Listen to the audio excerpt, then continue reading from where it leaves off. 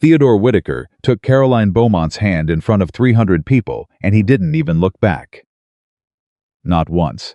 Evelyn Hartwell stood exactly where he'd left her, beneath the blazing chandeliers of the Hamilton Estate ballroom, still wearing the ivory gown her mother had sewn by hand, still holding the fan she'd been gripping so tightly the ivory handle had left a mark across her palm.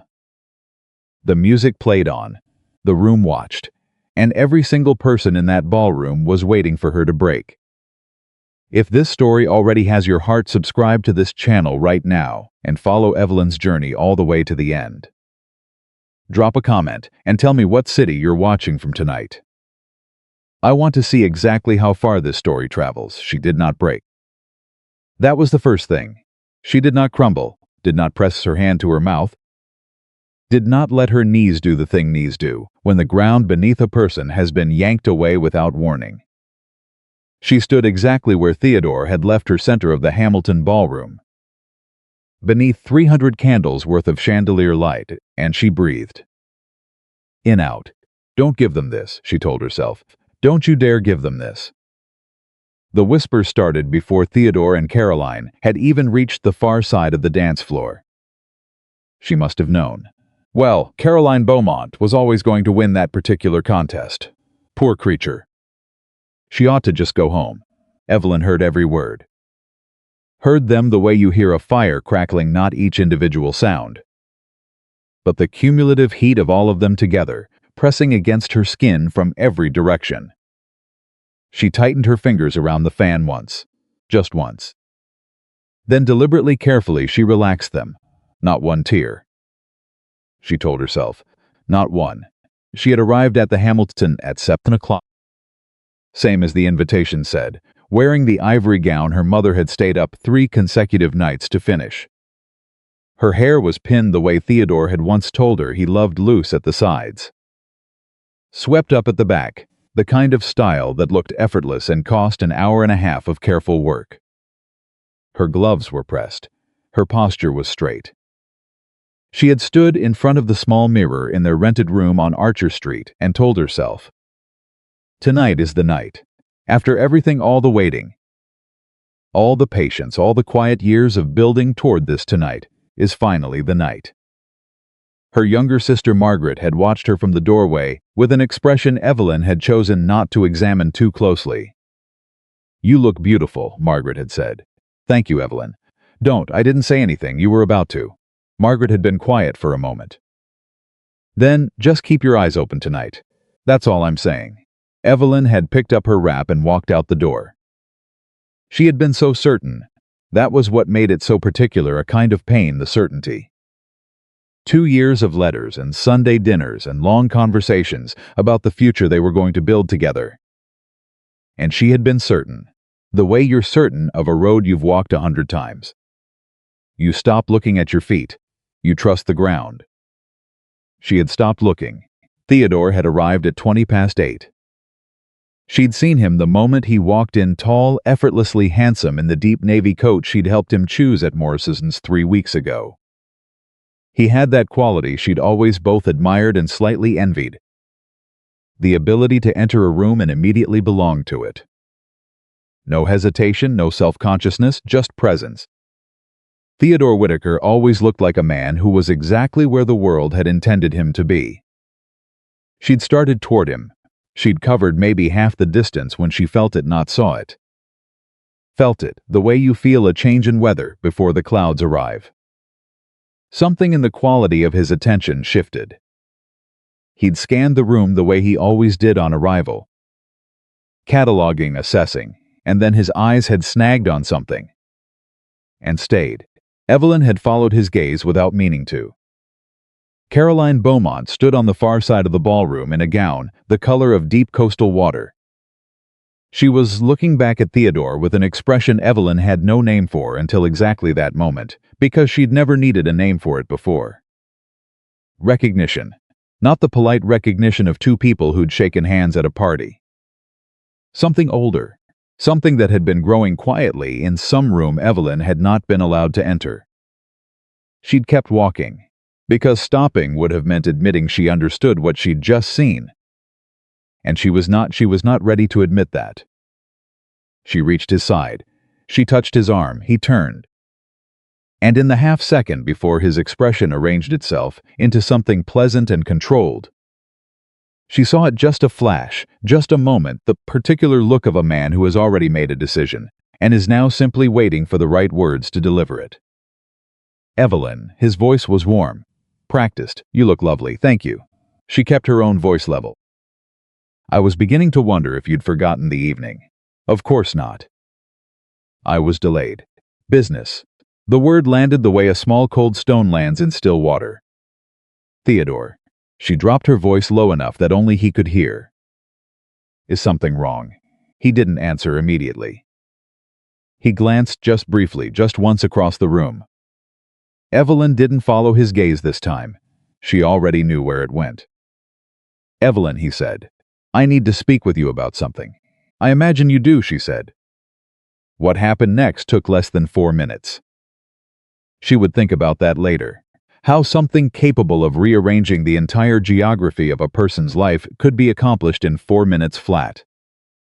How 2 years of letters and Sunday dinners and careful, patient hope could be taken apart in the time it takes to drink a cup of tea.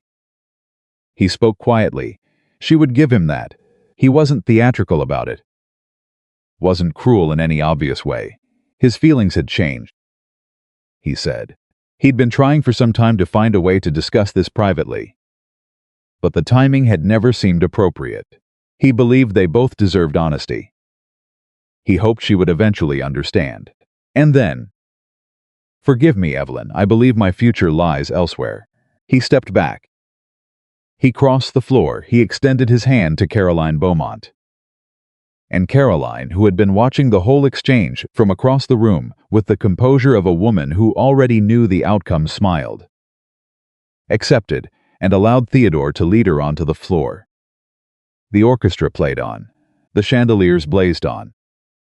300 people in their finest dress watch Evelyn Hartwell be left exactly where she was standing. The silence lasted perhaps 4 seconds, then the whispers began. She didn't move. She didn't look at the floor. She didn't press her fingers to her eyes. She didn't do the thing her body desperately wanted to do, which was to find the nearest exit and walk through it, and keep walking until Virginia was somewhere behind her. Instead, she stood straight chin level, and she watched Theodore and Caroline dance. Because looking away would have meant she was ashamed. And she was furious. God, she was furious. The kind of fury that lives below the ribs and burns there with a low, steady heat. And she was heartbroken in the particular way of someone who has just had a suspicion they'd been ignoring for months confirmed in front of an audience. But she was not ashamed. She had done nothing to earn shame. She had been honest and loyal and patient, and none of those things were failures. No matter what the room seemed to be deciding about her at this precise moment. "Let them look," she told herself. "I'm still standing." The circle of empty space around her widened as guests shifted subtly away, the unconscious social physics of not wanting to be adjacent to misfortune. She felt it without seeing it. She kept her eyes on the dance floor. She kept breathing. The whispers sharpened. "She's just standing there. Does she not have any pride at all? Someone ought to take her home before she embarrasses herself further." That last one came from close behind her, close enough that there was no possibility it wasn't intended to be heard.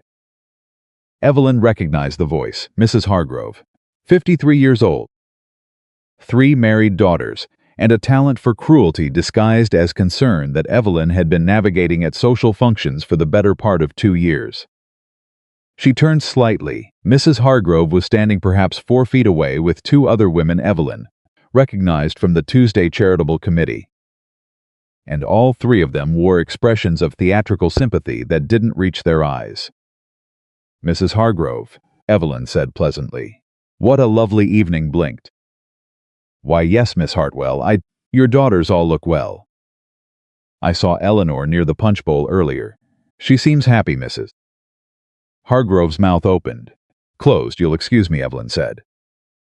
She turned back toward the floor. Behind her, she heard one of the other women whisper, "Good Lord," and then a silence that felt just slightly Evelyn didn't smile, but she wanted to. She was watching the east door calculating. Without quite admitting she was calculating, the most dignified possible route out of the ballroom when the music stopped. Not faded. Stopped mid-phrase as though the orchestra had missed a cue. Stumbled over something, lost its footing. Then she felt a presence to her left. Not the whisper and shift of people moving away from her. This was the opposite. Someone had moved toward her.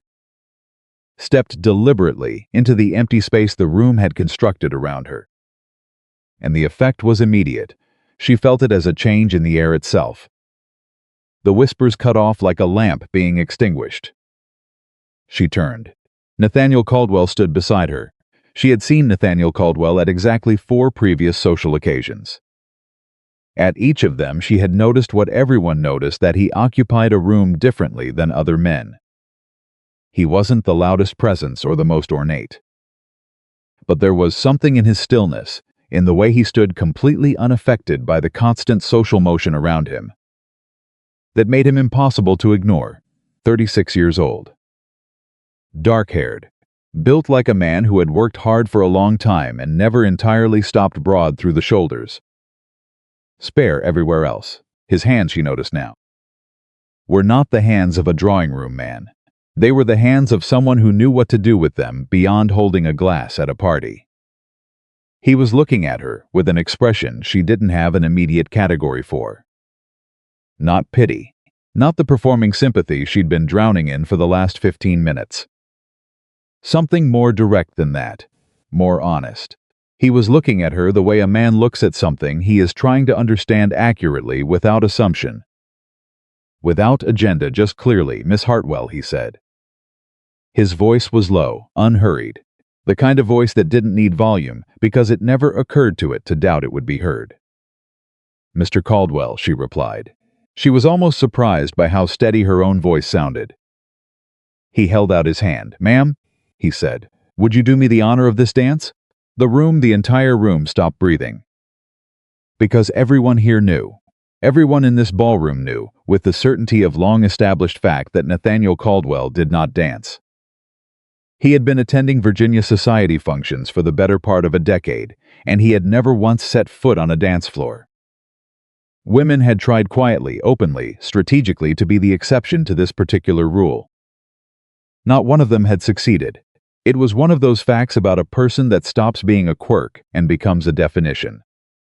He was extending his hand to Evelyn Hartwell, to the woman Theodore Whitaker had walked away from 8 minutes ago.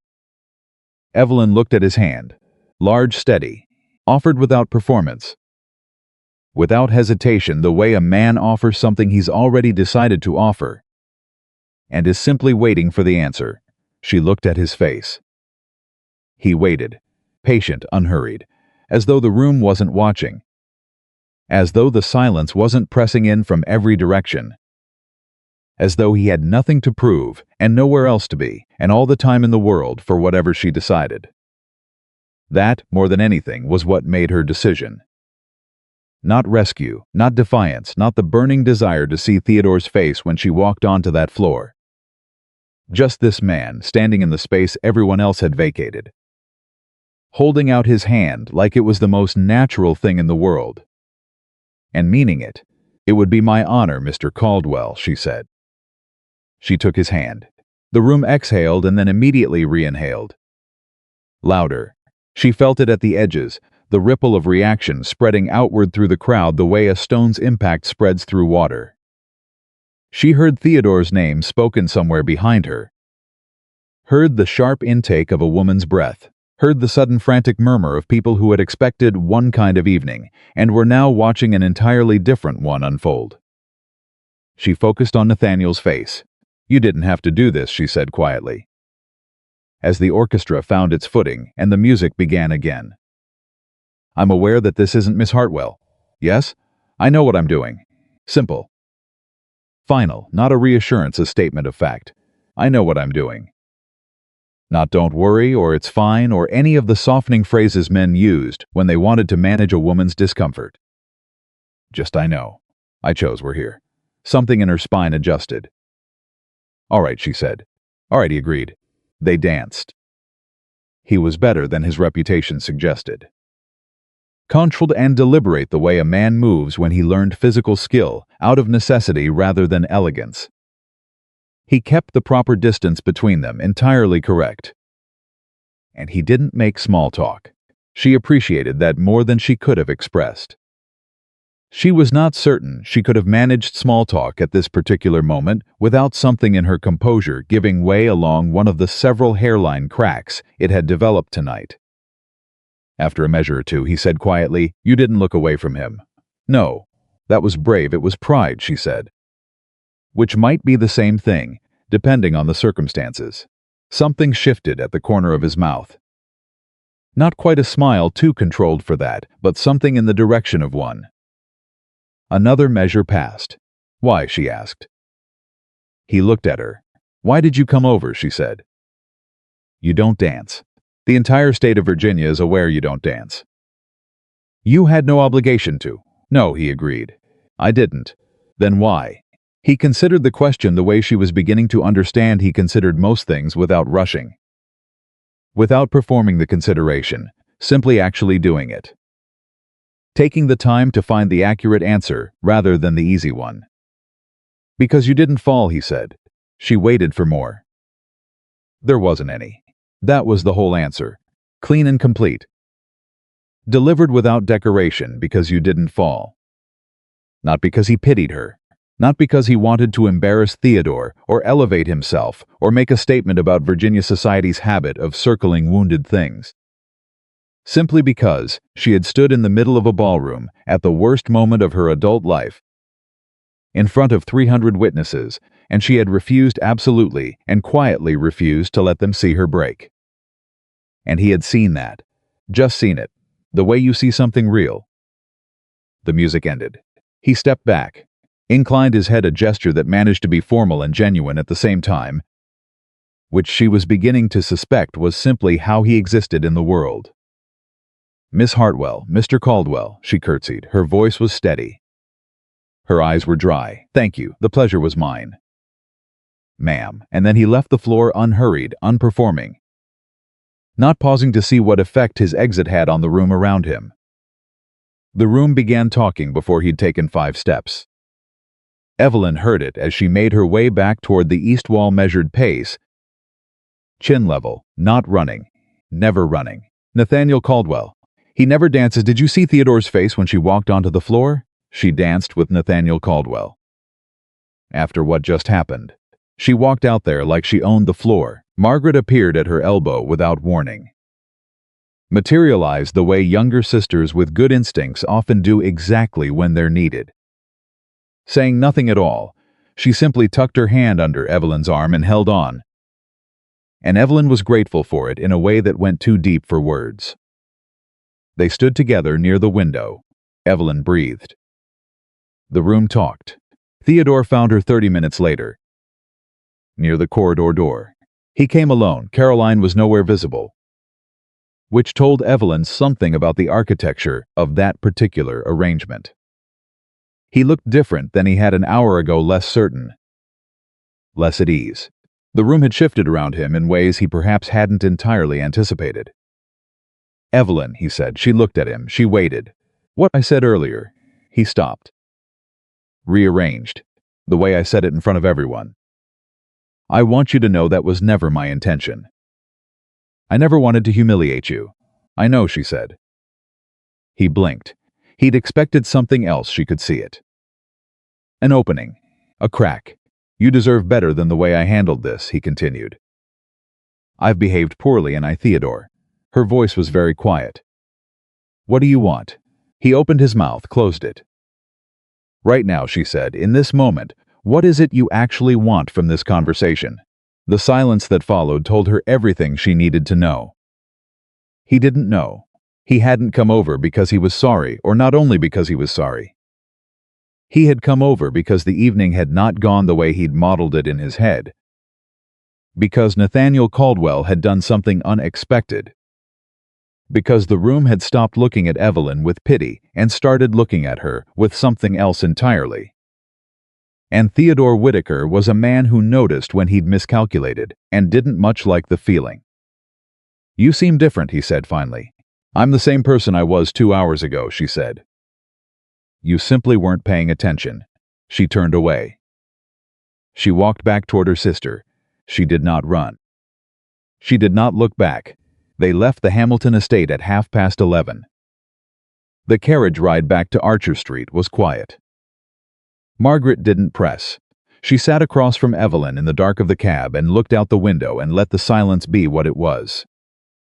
Which was the particular silence of two people who love each other and don't need to fill every space with words. Evelyn sat with her hands folded in her lap and felt the evening settle around her like sediment after a disturbance slowly. Gradually finding its shape, she was not fine. She wasn't going to pretend she was fine. Not here, not with Margaret, not in the dark of a carriage where there was no audience and nothing to perform for. She was heartbroken. She was furious in a way that would take a long time to fully process. She was exhausted from the effort of holding herself together in a room full of people who would have very much enjoyed watching her fall apart. And underneath all of that, deeper than all of that, there was something else, a quieter, more complicated feeling she didn't quite have a name for yet. Something that felt like the particular stillness after a very loud sound. The ringing, the settling. I'm still here, in the small bedroom on the second floor of the Archer Street house. Evelyn sat at the dressing table and untied her gloves one finger at a time. Margaret sat on the edge of the bed. She watched without speaking. Evelyn set the gloves down. She looked at her own face in the mirror, composed. Careful, exactly as it had been all evening. Hair still pinned. Posture still straight. She looked, still, like a woman who had everything entirely under control. She folded her arms on the table. She lowered her head onto them. "Go ahead and say it," she said, her voice muffled. "Say what? Whatever it is you've been not saying all night." Margaret was quiet for a moment. "I've got you," she said finally. "That's all, I've just got you." Evelyn pulled in a long, and she let herself cry. Not quietly. Not in the contained way she'd been managing emotions all evening. Really cry, the kind that starts in the chest and works its way up through the throat and doesn't care much about composure or dignity or what comes next. She cried for the 2 years she had given to something that had been quietly dissolving while she wasn't looking. She cried for her mother's 3 late nights of careful needlework.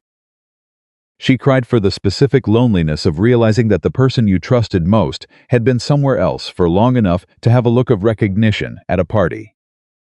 She cried until she couldn't anymore. Margaret didn't say it'll be fine. She was too smart for that. She just kept her hand between Evelyn's shoulder blades and stayed. Evelyn woke before sunrise. The room was gray and cool. Through the curtains, the Virginia countryside was coming slowly into shape fields. Tree-lined, the road that curved away toward town. She sat at the window. She thought about Theodore's face when she'd walked onto the floor with Nathaniel Caldwell. She hadn't let herself look at it in the moment, hadn't trusted herself to look and remain composed, but she let herself think about it now. What she imagined she'd have seen there. Surprise. Yes. Recalculation. The particular expression of a man who had made what he believed to be a low-stakes decision and was watching the stakes revise themselves in real time. She thought about Nathaniel Caldwell's hand, extended without drama, in the middle of a room that was waiting for her to break. She thought about what he'd said, "Because you didn't fall." She turned it over in the early morning quiet, "Not because I felt sorry for you. Not because I wanted to make a point. Not because you deserved rescuing. Simply because you didn't fall. Because in the moment when the room expected one thing, she had quietly, stubbornly, without any guarantee that it would matter, refused to give it to them. He had seen that. Just seen it. She pressed her forehead briefly against the cool glass of the window. She did not know what Nathaniel Caldwell was. She did not know what last night signified. If it signified anything beyond one unexpected act of decency from an unexpected direction. She had no reason to expect anything further. That was not how these things worked. A dance was a dance.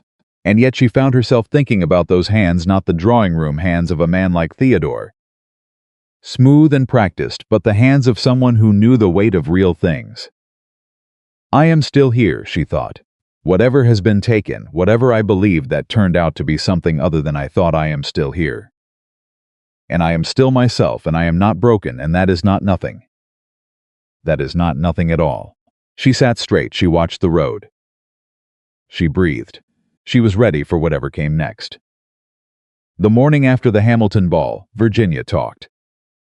It talked at breakfast tables, and in millinery shops, and in the narrow back corridors of the Tuesday Charitable Committee, where women with nothing better to do assembled the previous evening's events into a narrative that suited their particular appetites.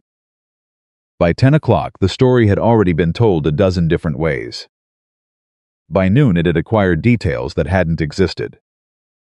By 3 in the afternoon, it had become the kind of story that travels fast, because it contains exactly the right mixture of scandal and surprise and the faint, satisfying scent of a powerful man doing something nobody expected. Every version agreed on the facts. Theodore Whitaker had left Evelyn Hartwell standing in the middle of the Hamilton ballroom in front of 300 witnesses. Nathaniel Caldwell, who had not danced at a single social function in living memory, had crossed the floor and asked her to dance. She had accepted. She had not cried. She had not run. She had danced with the most untouchable man in Virginia society, and then walked off that floor with her chin at exactly the same angle it had been when she walked on. What the versions disagreed on was what it meant. Some said Nathaniel Caldwell had done it out of gentlemanly obligation, that he'd simply been standing closest to the disaster, and his sense of honor had compelled him to intervene. Some said it was a calculated rebuke of Theodore, whom Nathaniel had reportedly found distasteful for reasons no one could quite specify. Some said there was history between the Caldwell and Whitaker families that nobody talked about openly. And some, the most interesting some, the ones who watched people rather than events, said that Nathaniel Caldwell had walked across that ballroom with the specific, deliberate step of a man who knew exactly what he was doing and had decided to do it anyway. Evelyn heard all of it. She was in Morrison's Dry Goods on 5th Street, helping her mother select thread, when she caught the first wave of it, 2 women near the ribbon display who stopped talking the moment they noticed her, and then resumed. Quieter, with the kind of pointed discretion that is worse than open conversation. She recognized one of them from the Hamilton ball. The woman gave her a look compounded of pity and fascination in equal measure. The way people look at the sight of an accident they're glad they weren't in. Evelyn selected 3 spools of white thread and said nothing. Her mother, who had the particular gift of women, who have survived difficult things of appearing not to notice what she absolutely noticed, kept her eyes on the display and said quietly, "Hold your head up. Evelyn, don't give them a single inch." "I know, Mama, I mean it." "Not 1 inch." "I know." Her mother's hand found hers briefly, a quick, firm press, and then released. Evelyn held her head up. She paid for the thread. She walked out of Morrison's into the October afternoon, like a woman who had somewhere important to be. She didn't, but nobody needed to know that. The letter arrived 3 days later. She almost didn't recognize the handwriting on the envelope. It was precise, economical, the kind of penmanship that suggested someone who wrote only when they had something worth writing. No flourishes, no decoration, just her name and address in dark ink. Rendered with the same unhurried deliberateness she was beginning to associate with the man himself.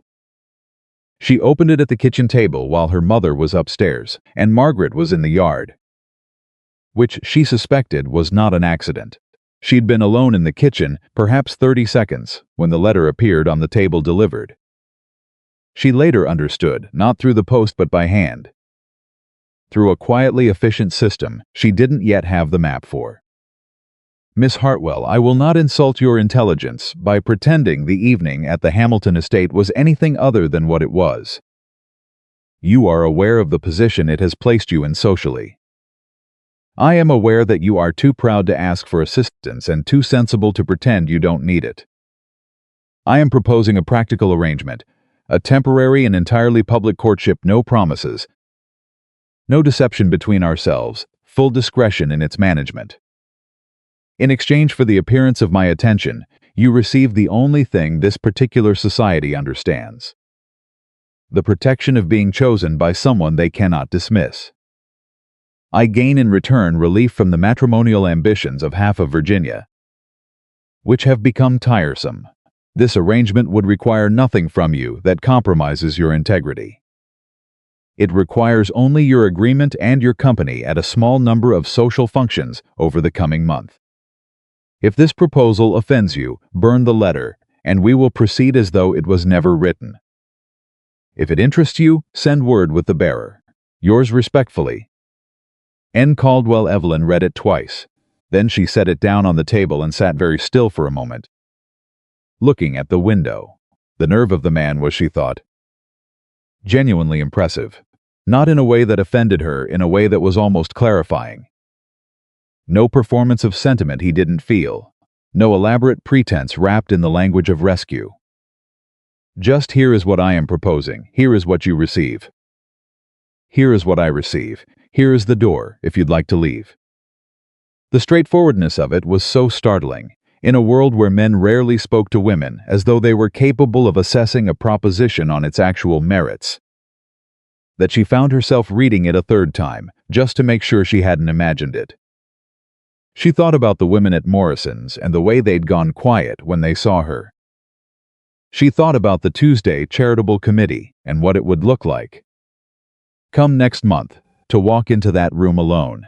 She thought about Theodore's face when she'd walked onto the dance floor, that flash of recalculation, that sudden awareness that the arithmetic of the evening had changed in ways he hadn't anticipated. She got up, she found paper. She wrote forward, "Your terms are acceptable." She folded it, walked to the front door, and handed it to the young man waiting patiently on the porch, who received it without expression and disappeared down the street with the efficiency of someone who had done this before. She went back inside. She sat down at the kitchen table. And then, for the second time in 4 days, she put her head in her hands and did something she hadn't done in a very long time. She laughed. It wasn't a happy laugh exactly. It wasn't an unhappy one either. It was the laugh of someone who had been braced for the worst and had instead received something so strange and so unexpected that the only appropriate response was to find it genuinely funny. A temporary arrangement, she thought, of all the things. She laughed until Margaret appeared in the kitchen doorway, took one look at her and said, "I'm not going to ask." Probably wise, Evelyn agreed. They met for the first time intentionally, deliberately, as two people conducting the business of an arrangement 4 days after the letter, in the front parlor of the Hartwell house on Archer Street, with her mother seated in the corner armchair as propriety required, and Margaret finding sudden urgent interest in a piece of embroidery she hadn't touched in 3 months. Nathaniel arrived exactly on time. He sat where he was directed, declined the offered tea with a quiet "Thank you, ma'am," and looked at Evelyn across the small parlor table with the same directness she was beginning to understand was simply how he existed, not rude, not aggressive, just entirely unwilling to look anywhere other than where he was actually looking. "I want to be clear about several things," he said. Without preamble. "Please," she said. "This arrangement serves both our purposes while it lasts. When it ends, and we should decide now that it will end, on terms we agree to in advance, we part without obligation on either side and with no damage to your reputation that I am able to prevent. You have my word on that, I understand. You will not be asked to pretend to feelings you don't have. I find that particular kind of performance distasteful. As do I." Something shifted almost imperceptibly in his expression, a slight adjustment, barely visible, like a man who has asked a question and received an answer he didn't expect to find accurate. "Good," he said. "Then we understand each other." "Not entirely," Evelyn said. He waited. "You said in your letter that you gain relief from matrimonial pressure," she said. "That's a practical reason. But you crossed a ballroom to dance with me before you knew I existed as a practical solution to anything. Those two things don't fit together neatly, Mr. Caldwell. I'd like to understand which one is true. The parlor was very quiet for a moment. Her mother was pretending to read. Margaret had stopped pretending to embroider. Nathaniel looked at Evelyn for a long moment. Both, he said. In that order. Meaning the dance came first. Meaning the dance came first, and the arrangement came after. Because you already knew I wouldn't misinterpret the dance. A pause. You're quick. I'm paying attention, she said. There's a difference. This time the corner of his mouth moved more definitively. More clearly than it had on the dance floor. Still not quite a smile. But close enough that she could see what a full one might eventually look like. Yes, ma'am, he said. There is. Her mother made a small sound that was probably not a cough. They were seen together for the first time the following Tuesday at the Beaumont Street Market. Which was not an accident. Nathaniel walked beside her through the stalls with the unhurried ease of a man who was exactly where he intended to be. And the effect on the people around them was immediate and entirely visible. Conversations paused, heads turned.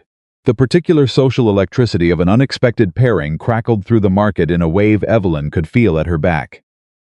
He bought her nothing. He made no ostentatious gestures. He simply walked beside her and occasionally said something quiet, and she was surprised to discover frequently interesting. And twice he placed his hand briefly at her elbow as they navigated a crowded section of stalls. And each time he did it, she felt it as a very specific and entirely involuntary warmth that she immediately categorized as irrelevant. This is an arrangement, she reminded herself. Nothing about warmth is part of the arrangement. She caught the exact moment when two women from the charitable committee saw them. The double take, the rapid exchange of looks, the speed with which they turned away and then turned back again. Because they couldn't quite help it. She kept her expression pleasant. She kept walking. They're talking, Nathaniel said quietly. Beside her. They were always going to talk, she said. The only variable was what they'd say. And now? Now they're not saying poor Evelyn Hartwell, she said. That's sufficient for the moment. He glanced at her sideways. Is it?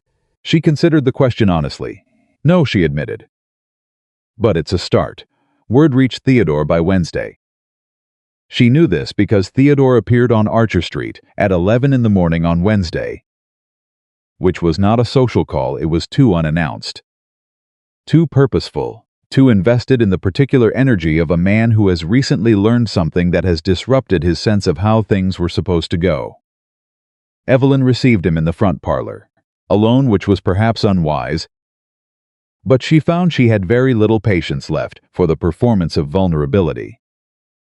And having her mother or Margaret present would have required her to perform it for their benefit, even while she refused to perform it for his. He sat down across from her. He looked at her for a moment with an expression she couldn't entirely categorize, something between confusion and something older and less comfortable. People are saying, "You've been seen with Nathaniel Caldwell," he said. People have excellent eyesight, she said. Evelyn, Theodore. Her voice was pleasant. Entirely carefully pleasant. What is it you'd like to say? He shifted in the chair. I want to make sure you understand what your Caldwell is not. He's not the kind of man. He's started again. He has a reputation for keeping his own counsel. For not being op. He's not the warmest man. She looked at him. I see, she said. I'm concerned for you. Are you? I am.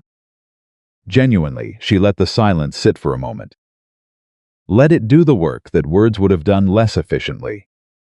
Theodore, she said finally, I want to ask you something, and I want an honest answer, of course. The night of the Hamilton ball before you arrived, had you already decided?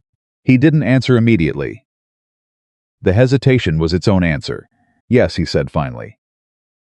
And you came anyway, to the announcement, knowing what you were going to do.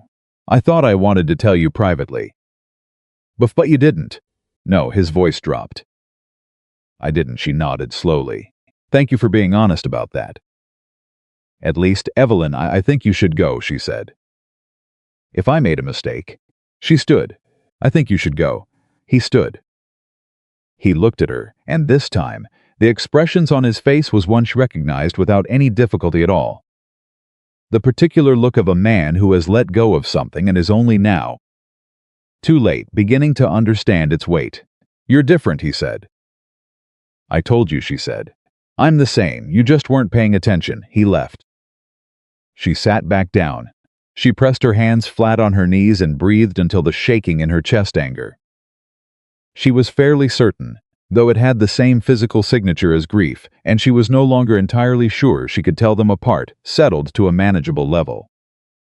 Then she got up, got her wrap, and went out to meet Nathaniel at the appointed time. She was 3 minutes early. He was already there. The arrangement, as the weeks passed, developed textures she hadn't anticipated. She had expected formality. She had expected the careful, managed distance of two people conducting business while wearing the costume of something warmer. She had expected to feel, beneath the surface of every interaction, the machinery of the arrangement, its terms, its endpoints, its fundamental practicality. She did not expect to find him interesting. Not charming. Charm was a tool Theodore had wielded with considerable skill, and she had learned the hard way not to confuse the tool with the person. Nathaniel was not charming. He didn't perform. He didn't try to put her at ease by being pleasanter than he felt or funnier than the situation warranted. He was exactly what he was: direct, observant, occasionally blunt in ways that surprised her, frequently quiet in ways that didn't feel empty. He asked her questions nobody else asked.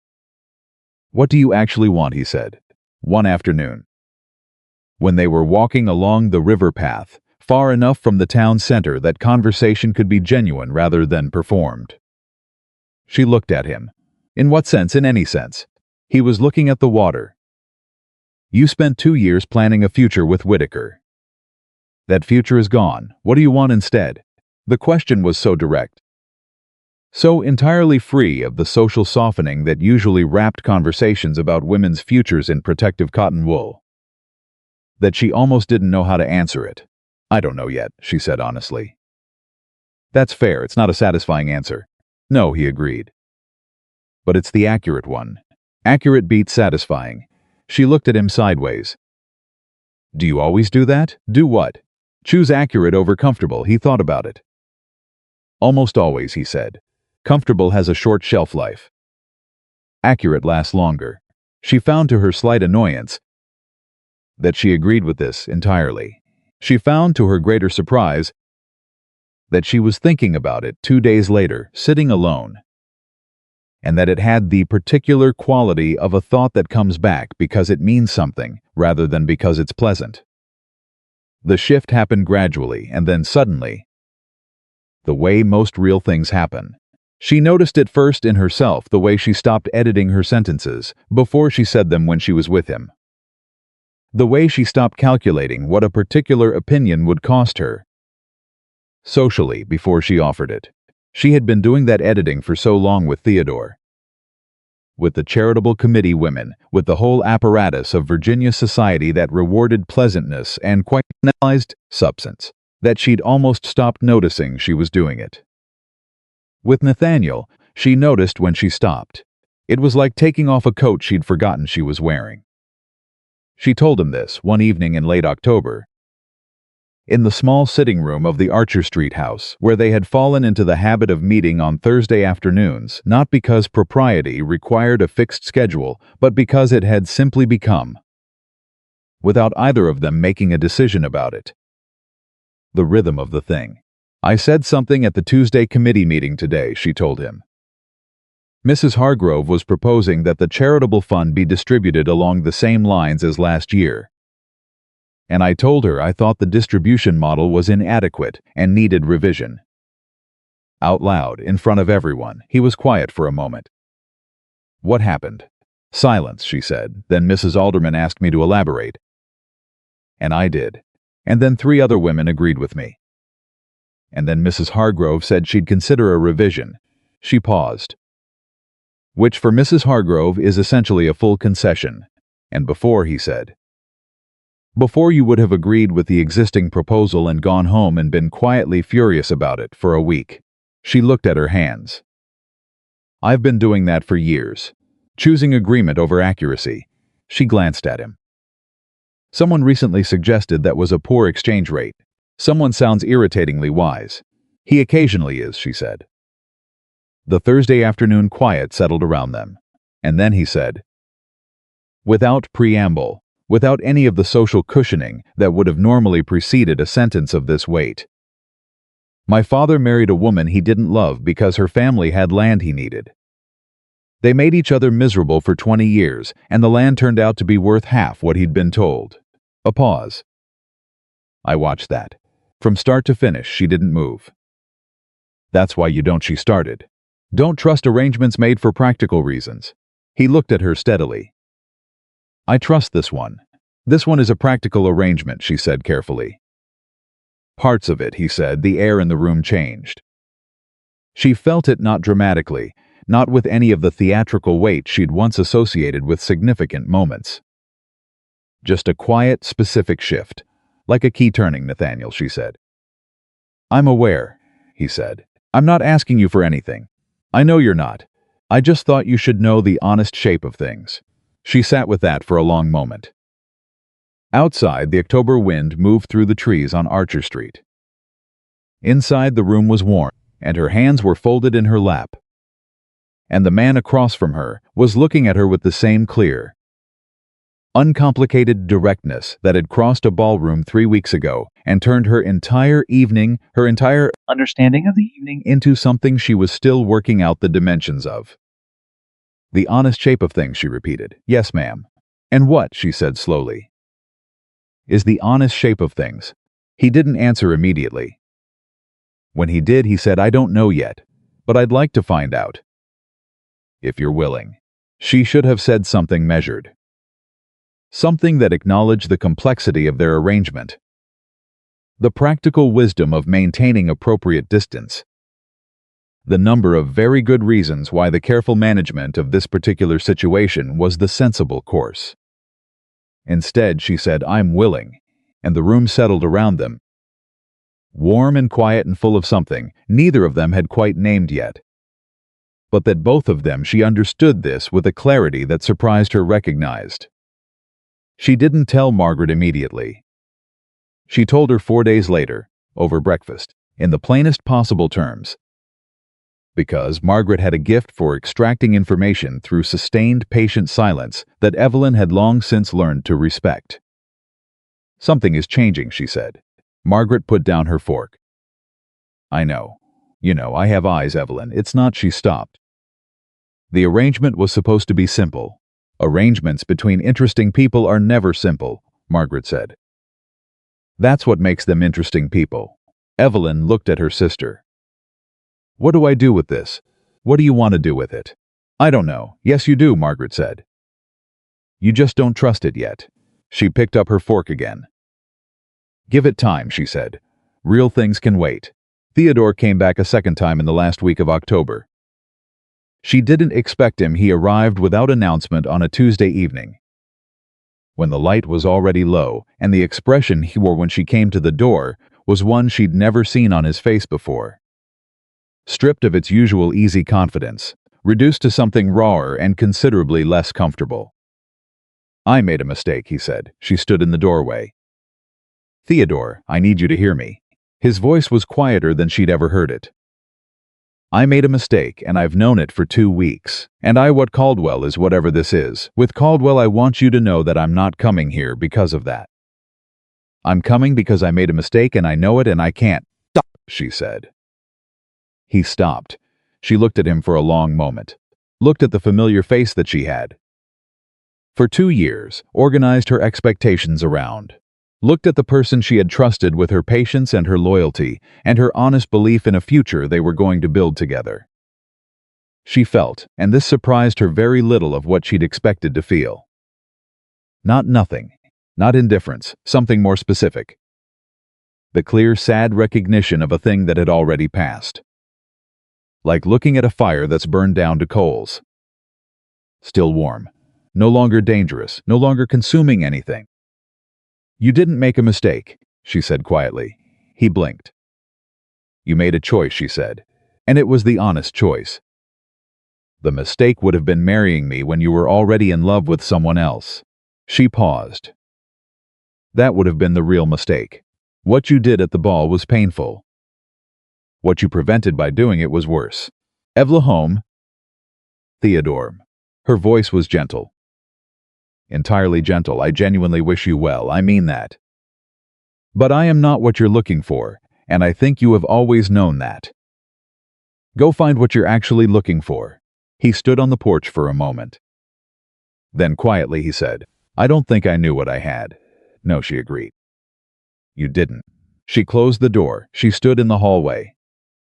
She waited for the grief to come, the grief that had come in waves since the night of the Hamilton ball. Unpredictable and sharp, arriving without warning and retreating without resolution. It didn't come. What came instead was quieter, a settling. The particular feeling of something that had been held in suspension finally finding its place. She breathed. She was still standing. She went back to the kitchen and finished the dinner she'd been making before the knock at the door. She realized somewhere between the onions and the bread, no longer waiting for something to be over. She was waiting for something to begin. The first week of November arrived cold and fast, the way Virginia autumns do when they've finally made up their minds. Evelyn noticed it the morning she walked to the market and found herself thinking about Nathaniel's question from 3 weeks ago. What do you actually want? And realized, with a start that was almost physical, that she had an answer now. A real one, not the careful, socially acceptable answer she would have given in September. Not the version shaped by what was expected of a woman in her position. A real answer, unedited, unmanaged. She wanted this. Whatever this was. This specific, complicated, entirely unplanned thing that had been quietly assembling itself in the space between a practical arrangement and something she didn't yet have the right word for. The realization frightened her considerably. She bought her bread and walked home and said nothing to anyone. She had learned in the past month that some things needed to be held quietly before they could be spoken. That was another thing she hadn't expected to learn from Nathaniel Caldwell, that silence could be a form of respect for a feeling rather than an avoidance of it. The Tuesday committee meeting that week was different from the ones before. She had changed something by speaking plainly the previous month. And the change had been permanent, in the way that certain small shifts are permanent, not dramatic. Not celebrated, just quietly irreversible. Mrs. Hargrove was cooler to her, which she found she didn't mind. 3 other women were warmer, which surprised her in the best possible way. Mrs. Alderman, 50 years old, sharp-eyed, married to a judge. Previously uninterested in Evelyn's existence, stopped her after the meeting and said, without any particular preamble, you have a good mind, Miss Hartwell. You should use it more. Evelyn looked at her. I've been trying, she said. Mrs. Alderman's mouth curved slightly. Try louder, she said, and walked away. Evelyn stood in the corridor for a moment, holding that sentence like something warm in her hands. She told Nathaniel about it on Thursday afternoon. He listened without interrupting, which was something she'd noticed about him. The quality of his listening, the way he actually heard what she said rather than waiting for a space to say what he'd already decided. And when she finished, he was quiet for a moment. She's right, he said. I know. Are you going to try louder? She considered. I think I already am. He looked at her. I think you are too, he said. And the way he said it quietly, factually, like a man observing something he considered simply true, landed differently than a compliment would have. More accurately, more lastingly, she filed it away in the place where she kept things that mattered. The dinner invitation came from Eleanor Alderman, the judge's wife, not the daughter, and it was addressed to both of them. Miss Evelyn Hartwell and Mr. Nathaniel Caldwell, together, for a private dinner with 6 other couples on the 2nd Friday of November. Evelyn held the invitation for a long time before she brought it to Nathaniel. This is different, she said. Yes, he agreed, a public outing is one thing. A private dinner with the Aldermans is their being accepted as a pair. I'm aware.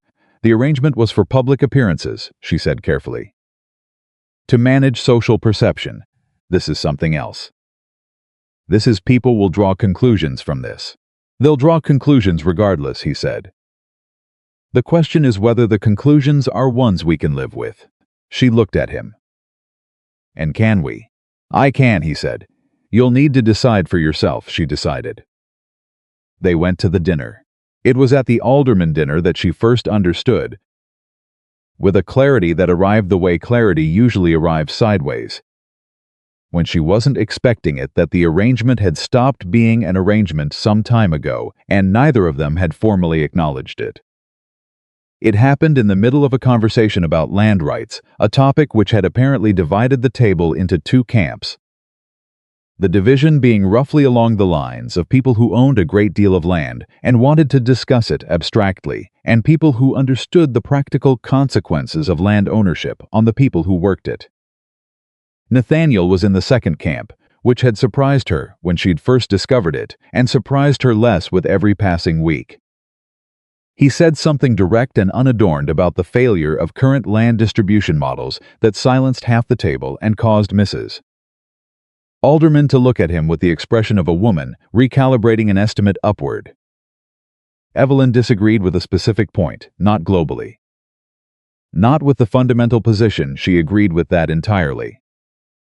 But with a particular argument he was making about the mechanism of reform, which she thought was sound in theory and impractical in the specific context of Virginia property law as currently written. She said so, out loud, at the table. The silence that followed was of a specific texture, the kind that arrives when something has happened that changes the shape of the room, and everyone is trying to recalibrate simultaneously. Nathaniel looked at her. She held his gaze, then he said, "Explain the specific objection." So she did. Without apology, drawing on 2 years of quietly listening to Theodore discuss business matters at dinner and storing information she'd had no previous outlet to use. She laid out the argument in 4 sentences, concise, accurate. When she finished, Nathaniel was quiet for a moment. "She's right," he said to the table. "The mechanism is flawed. I'll revise the argument."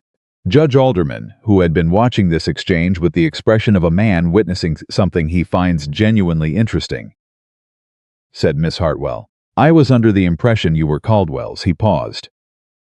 Adjusted, his companion for the evening. "I am," she said pleasantly. "Not his secretary." "Certainly not," she said. "Nor his advisor. Simply someone who disagrees with him occasionally," she said. "He seems to find it useful." The judge looked at Nathaniel. Nathaniel looked back at him with an expression of complete equanimity. "She keeps me honest," he said simply. Something in the room shifted subtly. Permanently, the way things shift when an established category turns out to be insufficient for what it's been asked to contain. On the way home in the carriage, Nathaniel said, "You've been holding that argument in reserve." "I've been holding a great many things in reserve," she said. "I'm working on releasing them gradually, so as not to overwhelm anyone." "I'm not easily overwhelmed," he said. "I know," she said. "That's why I started with you." The carriage was dark. The sound of the horses' hooves on the November road was steady and rhythmic. Neither of them said anything else for a while, and the silence had the quality warm, undemanding, full of unspoken things that weren't pressing to be spoken of two people who have gotten comfortable with each other in ways they haven't yet fully mapped. She was aware of how close they were sitting. She had been aware of it for some time. She looked out the window and said nothing about it. The crisis arrived, as crises tend to, from an unexpected direction. It was Margaret who brought it to her. Margaret, who kept her ear closer to the ground of Virginia social intelligence than Evelyn did, and who had developed, over the past 6 weeks, a specific expression reserved for information she considered both important and unwelcome. She appeared in Evelyn's doorway on a Monday morning, wearing that expression. "Sit down," she said. Evelyn sat down. "There's a story going around," Margaret said. "About Nathaniel." Something cold moved through Evelyn's chest. "What kind of story?" "The kind that someone manufactured," Margaret said carefully. "Or I can't be entirely certain of that. But it has the shape of something constructed, rather than discovered. She paused. People are saying that he approached you at the Hamilton ball as a bet. That there was a wager among certain men of his acquaintance about whether he could publicly rehabilitate the most talked-about social failure of the season. The cold settled into something specific and heavy. Evelyn sat very still. "Who is saying this?" she said. "It's spread enough that the origin is difficult to trace now." But Margaret hesitated. "Mrs. Hargrove was apparently the first person I can connect to it." Mrs. Hargrove, who had been cooler since October, who had watched Evelyn begin to take up space in rooms where she'd previously made herself small, and had not, Evelyn suspected, found this development welcome. "Is it true?" Margaret asked. The question required a moment. Not because she didn't know the answer she was nearly certain she did, but because certainty about a person's character, she had learned recently, was something she needed to examine carefully rather than assume. She thought about the letter. "I will not insult your intelligence by pretending the evening at the Hamilton estate was anything other than what it was." She thought about accurate beats satisfying. She thought about the alderman dinner, and she's right. I'll revise the argument. She thought about Thursday afternoons and the quality of his listening, and I don't know yet. But I'd like to find out. "No," she said, "it's not true. You're sure?" "I'm sure." Margaret looked at her for a long moment. "Then you need to decide what to do about it," she said. "Because it's moving fast. By Friday, everyone in Virginia will have heard some version." Evelyn stood up. "I need to speak with Nathaniel," she said. She sent word that morning. He arrived at Archer Street by early afternoon, and she could tell from the moment she saw his face that he already knew that the story had reached him through his own channels. Likely faster than it had reached her. He sat down across from her. He didn't offer explanations or reassurances. He simply waited the way she had learned. He waited when he understood that the other person in the room needed to speak first. "Tell me it's not true," she said. "It's not true," he said. "Simple, no decoration. There was no wager," he said. "There was no bet. There was a ballroom and a woman who refused to fall, and a decision that took approximately 4 seconds and required no incentive beyond itself." A pause. "I don't make decisions for sport, Miss Hartwell. I make them because I've considered them and concluded they're correct." She looked at him. She believed him. She believed him with the particular certainty that comes not from the absence of doubt, but from the presence of accumulated evidence, 6 weeks of evidence. Specific and detailed and consistent in ways that a performance, however skilled, cannot sustain indefinitely. "Someone built this story," she said. "To damage which of us?" "Both," he said. "But primarily you." His voice was level, but something in it had sharpened.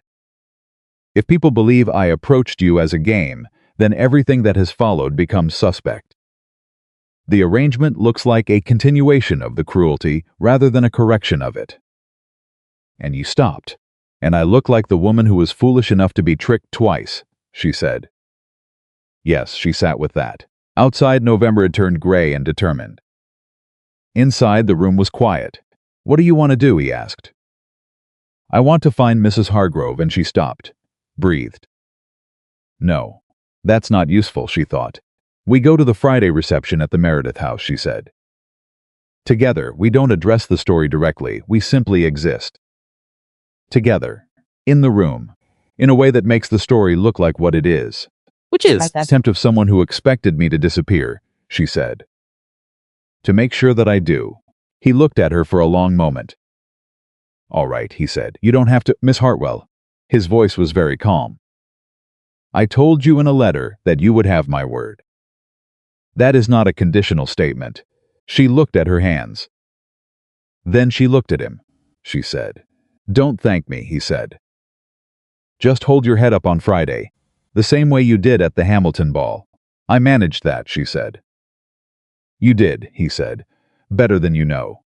The Friday reception at the Meredith house was the largest social gathering since the Hamilton ball itself, which was either coincidence or something deliberately orchestrated by the particular appetite Virginia society had for watching things resolve. They arrived together. She had spent the carriage ride in a kind of focused quiet, not the frozen quiet of someone suppressing fear, but the collected quiet of someone who has made a decision and is moving toward its execution with everything they have.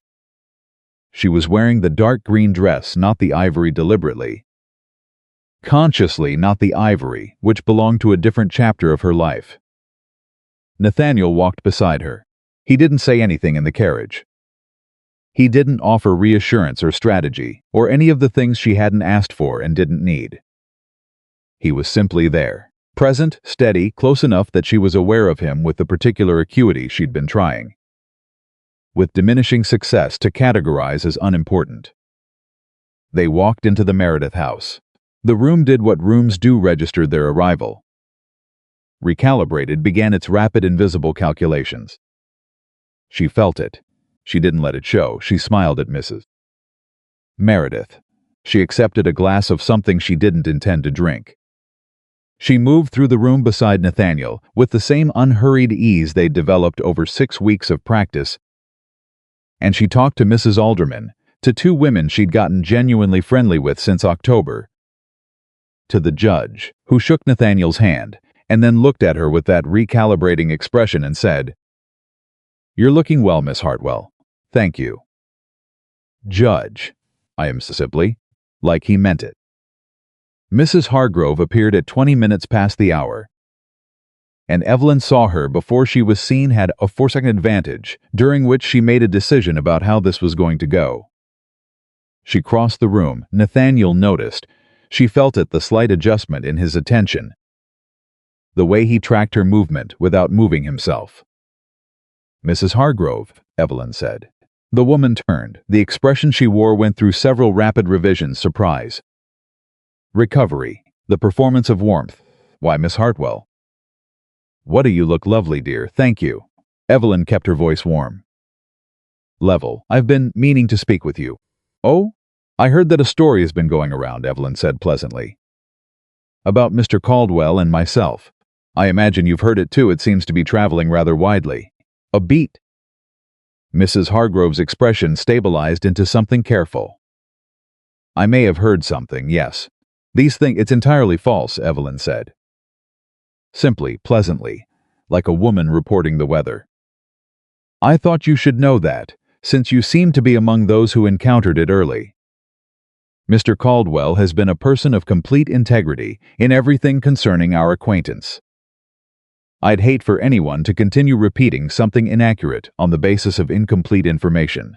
Mrs. Hargrove blinked. "Of course," she said, "of course." I would never deliberately." "I know," Evelyn said. "These things travel so fast it's difficult to verify before they've already moved on. I simply wanted to make sure the correction traveled equally quickly." She smiled. "You're so well connected. I'm sure the accurate version of things will spread much more efficiently with your help." Another blink. The woman was being managed so thoroughly and so pleasantly that she couldn't quite identify the mechanism. Yes, absolutely. "Wonderful," Evelyn said. "Thank you so much. I knew I could count on you." She walked away. Nathaniel was at her elbow within seconds, falling into step beside her with the unhurried ease that was. She had concluded simply his factory setting. That, he said quietly, was masterful. "I had a good teacher," she said. "I didn't teach you that." "No," she agreed. "But you taught me that accurate beat satisfying. I simply applied it." He was quiet for a moment. "You turned her into an agent of the correction," he said. "She's going to spend the next 2 hours telling everyone she encounters that the story is false," Evelyn said. "Because her vanity requires that she be seen as someone with correct information. It's the most efficient mechanism available." He looked at her sideways. "You're genuinely, don't say dangerous," she said. "I was going to say formidable," he said. She said nothing. But she let herself, just briefly, be pleased. The real moment happened late in the evening, near the east window, when the reception had thinned to its final quarter and the conversation had dropped to a more genuine register, the particular quality of a social event, once the performance of it has wound down and people begin to speak more plainly. Theodore was there. She hadn't seen him when they arrived, and she'd concluded he wasn't coming. He appeared at 9:30. Alone, Caroline was not with him. Which she noted, and then noted that she noted it, and examined what that meant about the state of things, and he was quieter than she'd seen him at any previous social occasion. Wearing the expression of a man who has been thinking for weeks and hasn't arrived anywhere comfortable. He approached her directly. She gave him credit for that. "Evelyn," he said. Nathaniel was across the room. She knew he could see this from where he stood. "Want to say something," Theodore said. "And I want to say it without I'm not coming here with expectations." "I know you told me," she said. He looked at her. "I watched you tonight," he said. "The way you handled there was a story. I heard it, and the way he stopped. I didn't know you could do that." "I know," she said. "That's not I know you didn't know," she said. "That's not a criticism of you, Theodore. It's just accurate." She looked at him steadily. "You saw what you expected to see. A kind, patient woman who would make a comfortable wife. That isn't wrong. But it isn't all of what I am. I know that now," he said. "Yes," she said. He was quiet for a moment. "Is he Caldwell? Does he see it? All of it?" She thought about Thursday afternoons. About accurate beat satisfying. About a man who had revised his own argument at a dinner table because she'd told him it was flawed. And had done it without hesitation, without ego, without anything except the simple willingness to be corrected by someone he respected. "Yes," she said. Theodore absorbed this. "Then I hope," he said finally, "that you'll be happy." "I mean that. I know I've forfeited the right to say it. But I mean it." "I know you do," she said. "Thank you." "Theodore." He left. She turned. Nathaniel was crossing the room toward her, not rushing. Not performing concern, just moving with the steady directness that was simply how he moved through the world. Closing the distance between them in the way he'd been closing it. She realized, since the night of the Hamilton ball. "All right," he said. "Yes," she said. And then, because accurate beats satisfying. And no, both. He nodded once, like that was a completely reasonable answer. Which she was learning it was, when the person receiving it was capable of holding complexity, without needing to flatten it into something simpler. "Ready to go?" "Yes," she said. They left together. In the carriage, she was quiet for a while. He let her be. The horses moved through the November dark, and the silence between them had its familiar quality, warm. Unhurried, full of things they were both thinking about, without pressure to resolve them immediately. "He asked me if you see it," she said finally, "all of it. The whole of who I am." Nathaniel was looking at the dark outside the window. "What did you tell him?" He said. "The truth," she said. He was quiet for a moment. "Good, just that." Just good. Quiet, final, certain, the way he said most things he meant completely. She looked at the dark outside her own window. Her heart was doing something she'd specifically instructed it not to do. She had the distinct impression it had stopped listening to her instructions some time ago. 3 days later, on a Thursday afternoon that had started like all the other Thursday afternoons and then stopped being like them entirely. Nathaniel said something she hadn't expected. They had been talking easy. Meandering. The kind of conversation that has no agenda and moves where it moves when he went quiet in the particular way she'd learned to distinguish from his ordinary quiet. This was the quiet of a man deciding something, weighing it. Coming down on one side. "I need to tell you something," he said. She waited. "The arrangement ends at the end of November." "That's what we agreed." He looked at his hands. "I'm not prepared to let it end." The room was very still. "Nathaniel, I know what the arrangement was," he said. "I wrote the terms. I understand them. I'm telling you that I don't want to be bound by them any longer because they no longer accurately." He stopped. And she watched this man, who was always precise, always measured, always in possession of exactly the right word, struggle for the first time with the specific shape of what he was trying to say. It was the most human she'd ever seen him, and it hit her somewhere deep, right in the center of whatever the arrangement had been pretending to protect. "They no longer accurately describe what this is," he said finally. "To me." She sat very still. "What does it describe?" she said. He looked at her directly. "Something I didn't plan," he said. "Something I am not in the habit of doing. Something I would very much like your honest assessment of. If you're willing to give it." She thought about October. She thought about November.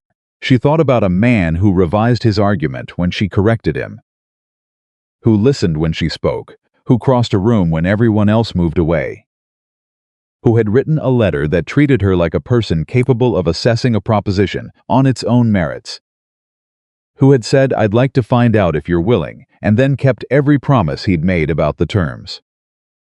She thought about her own heart and what it had been doing for the past 3 weeks that she'd been pretending not to notice. "My honest assessment," she said slowly, "is that the arrangement stopped being an arrangement around the third Thursday afternoon." He looked at her. "That was 5 weeks ago," he said. "Yes," she said.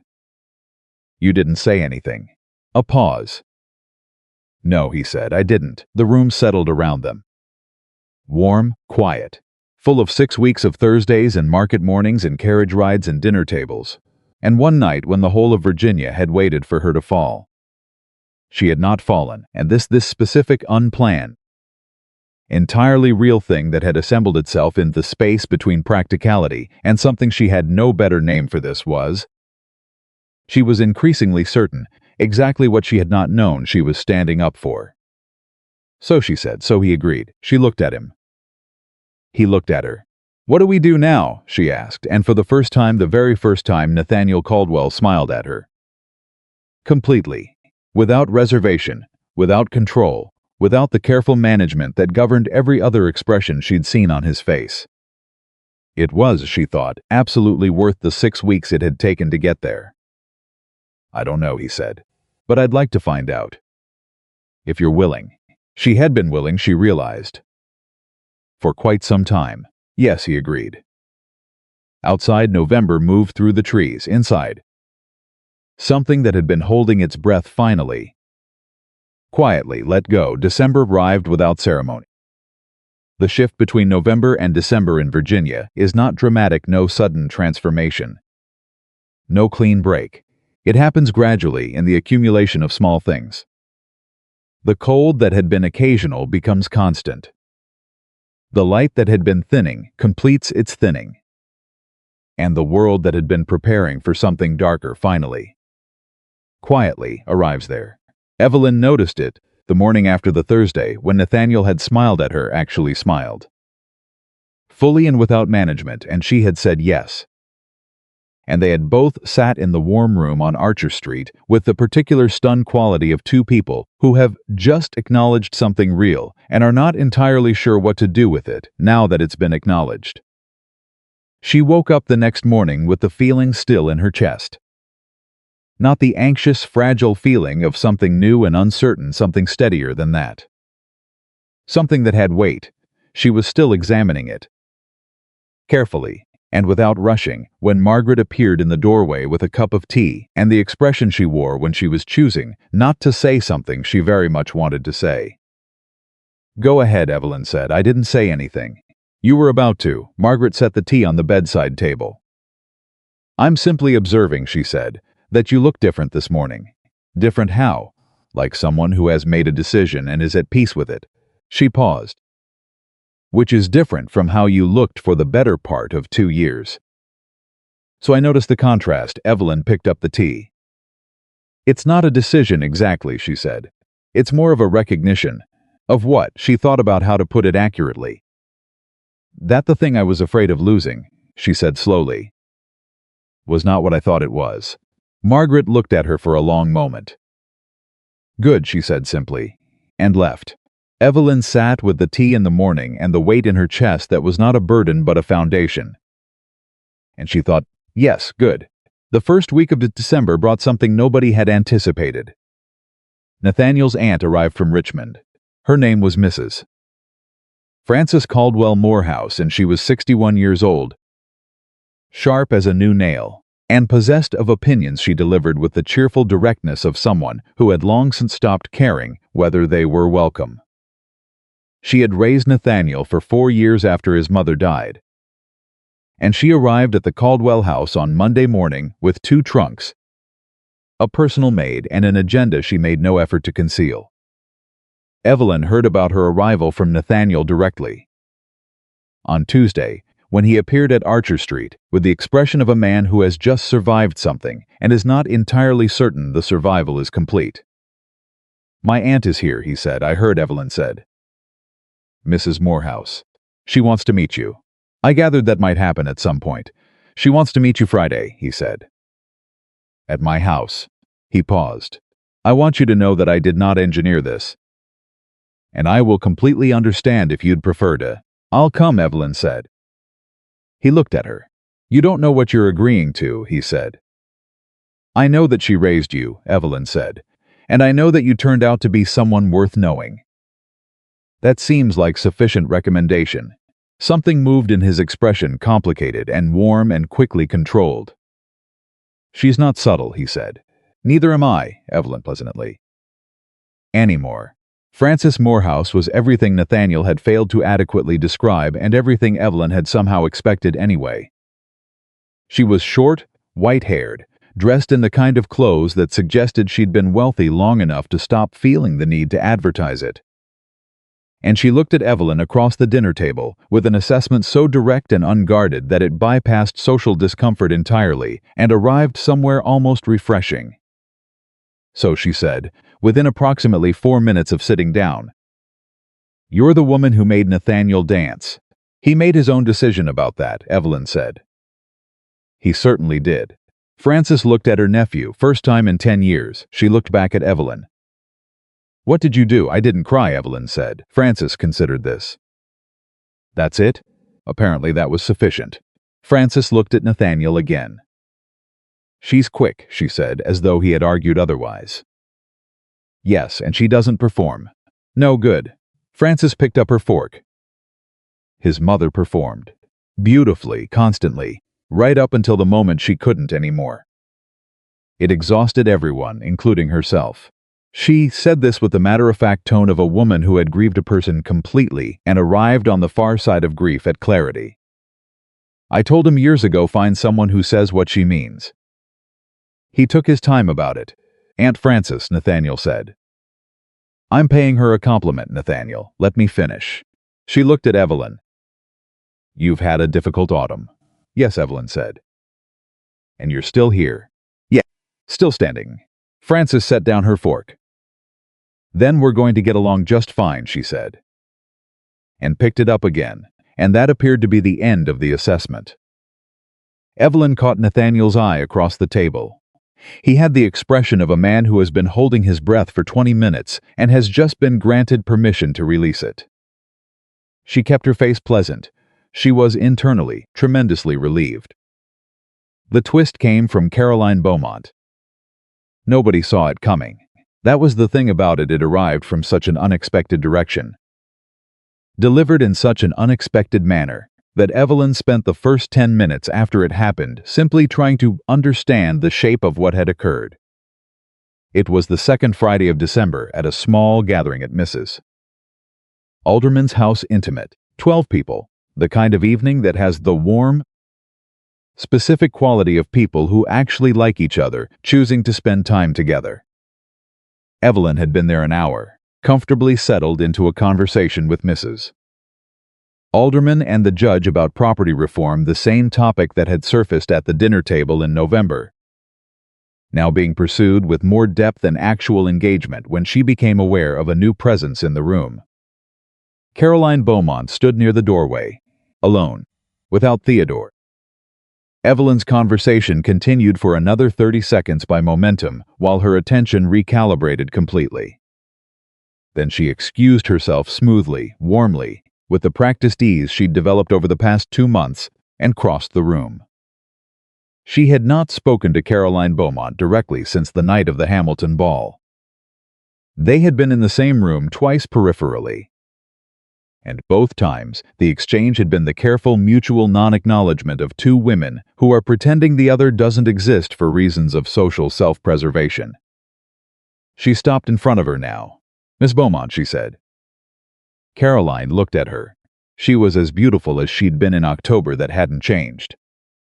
But something else had changed, something in the quality of her composure, which looked less like confidence tonight and more like effort. "Miss Hartwell," she said, "I wasn't sure if this was a good idea. Coming here? Approaching you." She paused. "I nearly didn't. I owe you an apology," Caroline said. The room was loud enough around them that this was private. "Just barely. You don't." "I do." Caroline's voice was low and very direct. I'm not apologizing for what happened between Theodore and myself. That's a separate and complicated matter that I'm not going to pretend is simple.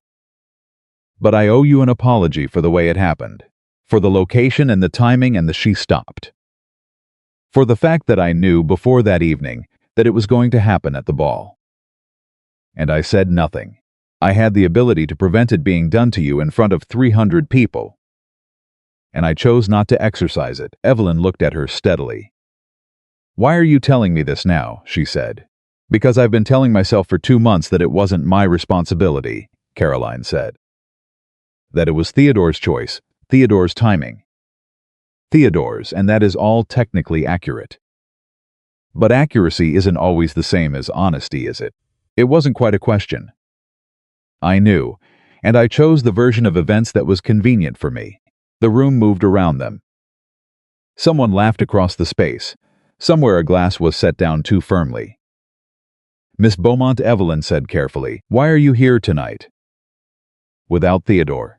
A pause. "Because Theodore and I have discovered," Caroline said quietly, "that we are considerably better as an idea than as a reality. And because I have spent the last 2 months watching you become whatever it is you're becoming and feeling, which I did not anticipate feeling, something I am reluctantly identifying as admiration." She looked at Evelyn directly. "You didn't run. After everything, you didn't shrink. You kept getting larger, somehow," which she stopped again. "It made me uncomfortable at first, and then it made me think." The silence between them had a texture now not hostile. Not exactly warm, but genuine. The texture of two people who might, if they chose, begin something honest. "I don't know that I forgive you," Evelyn said. "I don't know yet, but I hear what you're saying and I think it took courage to say it." She paused. "That counts for something."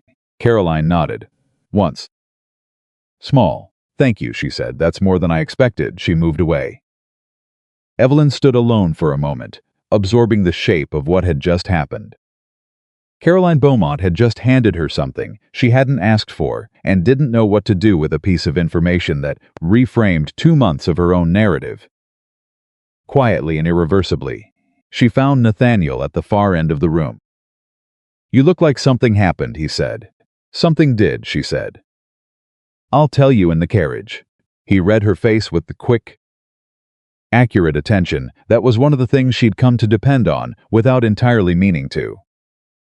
"Are you all right?" he said. "Yes," she said. "I think I might actually be," she told him in the carriage. All of it, what Caroline had said, the apology, the admission of knowing. The thing about admiration that had landed so unexpectedly that she was still turning it over. Nathaniel listened without interrupting. When she finished, he was quiet for a moment. "What do you make of it?" he said. "I don't know yet," she said. "I don't think I trust her. But I think she was being honest." A pause. "Those aren't mutually exclusive." "No," he agreed. "They're not." She said. "I kept getting larger." Evelyn turned the phrase over. "That's an interesting way to put it." "It's accurate," he said. She looked at him. "You were already large," he said. "You'd just been living in a space that was too small for it." He said it simply. Factually, the way he said things that were simply facts to him. It was uncomfortable to watch, even from the outside. She sat with that for a while. "Is that why she started?" "Partly," he said before she could finish. "It's part of why. Not all of it. What's the rest of it?" He looked at the dark outside the carriage window for a moment. "You have a quality," he said slowly, "that is rarer than people understand. You look at things as they actually are, not as you'd prefer them to be. Not as it would be convenient for them to be as they are. Even when it costs you something. He paused. My father couldn't do. My mother couldn't do it. Most people can't. Another pause. I've been trying to do it my whole life, and I'm still not certain I always manage. You manage more than you think, she said. You're generous. I'm accurate, she said. There's a difference. He looked at her then, and she saw it again. What she'd seen for the first time in that parlor on the third Thursday afternoon. The thing behind the composure and the directness and the careful management of everything. The thing that was, she understood now, not coldness but something more complicated. Not the absence of feeling but the presence of too much of it. Held very carefully because he had learned, early and thoroughly, that the alternative was worse. She reached across the space between them and put her hand over his. He went very still. She didn't move her hand. After a moment, he turned his palm over and held hers. Neither of them said anything for the rest of the carriage ride. They didn't need to. The storm broke on the third Tuesday of December. She didn't see it coming, which she would later recognize as the first sign that she should have. The things that hit hardest always have that quality, not invisible exactly, but approaching from the angle you weren't watching. Nathaniel didn't come to Archer Street on Thursday. He sent no word, no letter, no quietly efficient young man on the porch with a folded note. Simply silence where there had been reliable presence for 2 months. She waited until Friday morning. Then she sent Margaret to make inquiries, subtle ones. Through the particular network of information that exists in every small city if you know how to access it, and Margaret came back 2 hours later with the expression Evelyn had learned to brace for. He had a meeting, Margaret said carefully, on Wednesday evening, with a group of men his father used to associate with. There's a land matter, something complicated about the Caldwell estate and debts that his father left, that nobody talked about publicly. She paused. And there's something else. Tell me. His father's associate, a man named Harcourt, is apparently claiming that Nathaniel owes him a debt of honor. Not money. Something older than that. Margaret sat down. I couldn't get the specifics, but whatever it is, it's serious. And Harcourt is connected to Floplopo, that if he chooses to press the claim publicly, it could what? Evelyn said. Damage him, Margaret said quietly. Significantly, Evelyn sat very still. And Nathaniel hasn't said anything to me, she said. No. Since when? The meeting was Wednesday, so since Wednesday. At least. She was quiet for a long moment. He's protecting me, she said. Margaret said nothing, which was its own answer. He's decided, with a clarity that arrived cold and fast, that whatever this problem is, it's his to manage alone, that I shouldn't be involved. That the correct thing to do is to create distance, so that when it becomes public, I'm not standing close enough to be caught in it. That's what I think too, Margaret said quietly. Yes, Evelyn stood up. She said, with a heat that surprised even her. Making a decision about my life without consulting me. Again she stopped. Breathe not again, he's never done it before. But he's doing it now. Effie decided what I needed at the Hamilton ball, she said. Which was right. He decided what the arrangement should look like. Which was right, and now he's decided that I should be protected from this, which is... She stopped. Which is not his decision to make. Margaret looked at her with something that was exactly half concern and exactly half pride. What are you going to do? She asked. I'm going to go find him, Evelyn said. And I'm going to tell him that protecting someone and deceding for them are two very different things. And that I've spent 2 years letting someone else manage my life for reasons that seemed to make sense at the time. And I'm done with it. I'm done, she said. With being managed by men who think they're doing me a favor. She walked out the door. She found him at the Caldwell house, which she had never visited before without an invitation, and which she went to now without one. And if the housekeeper who answered the door was surprised by her arrival, she gave no indication of it beyond a brief pause before showing her to the study. He was at the desk. He looked up when she came in, and his expression did something rapid and complicated surprise. Something that was almost relief. something that was almost guilt. All of it suppressed quickly into the composure he'd been managing things with for 36 years. "Miss Hartwell," he said. He stood. "I was going," she said. He paused, pleaded, "Then actually don't. I have things to say, and I'd rather say them to someone at the same level." He remained standing. She crossed the room and stopped 3 feet from the desk. "You didn't come Thursday," she said. There are complications with the estate that I needed to—" Nathaniel, his name in her mouth, without the formal address, stopped him mid-sentence. "Don't." He was quiet. "Whatever is happening with Harcourt and your father's debts, and however serious this is," she said, "I need you to tell me all of it. Accurately, right now." Something moved in his face. "How did you—" "That's not important.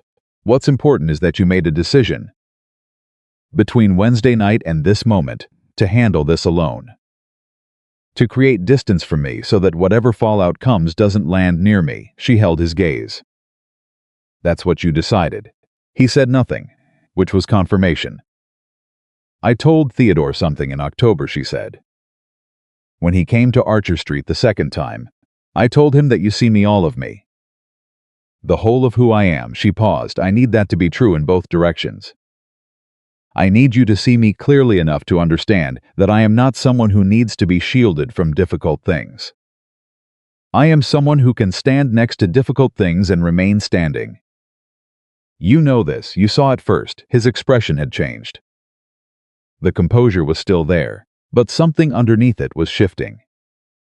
"It's not about whether you can stand it," he said. "I know you can stand it. I know exactly what you're capable of. Then what is it about?" He was quiet for a long moment. "My father," he said finally, "involved my mother in every difficulty he faced. Every debt, every obligation, every mistake. He told himself he was being honest with her. He told himself it was respect." He stopped. "It destroyed her. Not because the difficulties were too large for her. Because she carried them with him, and he didn't." Stopped again. He wasn't strong enough to carry his share alongside her. He let her take the weight while he stood beside her, looking like he was helping. The room was very quiet. "I made a decision a long time ago," he said, "that I would never do that to someone I—" He stopped. "To someone I cared about." "Nathaniel," she said. Very gently, "You are not your father." "No," he said. "But I have his blood and his name, and I have watched very carefully how these things go, and I am not willing to risk—" "You are deciding for me," she said. "Right now. You are looking at a situation and deciding what I should and shouldn't be exposed to, and making choices about my life based on a fear that belongs to you, not to me. Do you understand that?" He looked at her. "Yes," he said quietly. "That's not protection," she said. "That's the thing you're afraid of, wearing a different coat." The silence that followed was the longest of the afternoon. She watched him take that in, watched him do the thing she'd come to recognize as his version of genuine engagement with a difficult idea. The stillness, the absence of defensive deflection. The willingness to actually let the thing land and hurt and mean something. "You're right," he said. "I know. I didn't see it that way. I know that too." He looked at his desk. At the papers on it, the letters, she presumed, the correspondence of whatever this crisis with Harcourt was. Then he looked back at her. "It's significant," he said. "What Harcourt is claiming." Tell me," she said. He told her. All of it, the debt his father had contracted with Harcourt's family decades ago. The informal understanding that had been allowed to accumulate interest for years without resolution. The claim Harcourt was now pressing that the debt was owed not in money but in social backing. In the lending of the Caldwell name to certain business ventures that Nathaniel had refused to support because he had examined them and found them dishonest. The pressure that had been building since the summer. The meeting on Wednesday where Harcourt had made clear that refusal had a cost. She listened. She asked 2 questions, both of which were specific and practical. And he answered both of them with the direct pleatness she'd come to expect. When he finished, she said, "You have documentation of the original debt's terms?" "Yes. And Harcourt's claim rests on a verbal understanding between him and your father." Not a written one. Correct, then his legal standing is weak, she said. His social pressure is the real mechanism. He wants you to comply because compliance is easier than the mess of a public dispute. Nathaniel looked at her. Yes. And you were planning to— I was planning to manage it quietly, he said. Keep it contained. Ensure nobody in my immediate nobody near me was visible enough to be affected by the noise. Nobody near you, she said. Yes, she looked at him for a long moment. Nathaniel, she said quietly. I am near you. That is not a temporary condition any longer. You told me that on a Thursday afternoon, and I told you I was willing. Which means this is something we manage together, not something you manage alone to protect me from it. He was very still. This is new territory for me, he said quietly. I know, she said. It is for me too. I'm going to make mistakes, so am I. I don't like asking for help, I know. A pause. Nathaniel, you crossed a ballroom full of people to stand next to someone who needed someone to stand next to her. It was the bravest thing I have ever seen anyone do. And you made it look like the simplest thing in the world. She held his gaze. Let someone stand next to you. The room held the silence. He crossed the 3 feet of space between them and stopped directly in front of her. And she had the sense clear and specific of a man who has spent a long time being careful choosing. In this moment, to simply not be, he said her name. Her first name, not Miss Hartwell, just Evelyn. Quietly, like something he'd been holding carefully and was finally setting down in the right place. All right, he said. She breathed. All right, she agreed. She didn't move away, neither did he. And in the quiet of that study, in the cold December afternoon, 2 people who had both spent too long protecting themselves from the specific risks of being known fully, accurately, without protective distance, chose, together, to stop. It was not the end of anything difficult. It was the beginning of everything real. The Harcourt matter became public on the Monday before Christmas. Evelyn knew it had happened before she'd even left the house that morning. Knew it the way you know weather is changing. From the specific quality of the silence outside, from the way the world seems to hold itself slightly differently when something has shifted in it. She was at the kitchen table with her second cup of tea when Margaret came in from the market earlier than expected. Still wearing her coat, and set her basket down with the careful deliberateness of someone who has been rehearsing how to deliver information.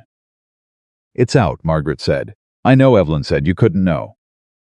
You've been sitting here, I know, Evelyn said again. She set down her cup. How bad? Harcourt spoke at the Merchants' Club meeting this morning. Apparently at some length. Margaret sat down across from her. He's framing it as a question of Caldwell honor. His exact language, as reported, was that Nathaniel has inherited his father's debts without inheriting his father's integrity in managing them.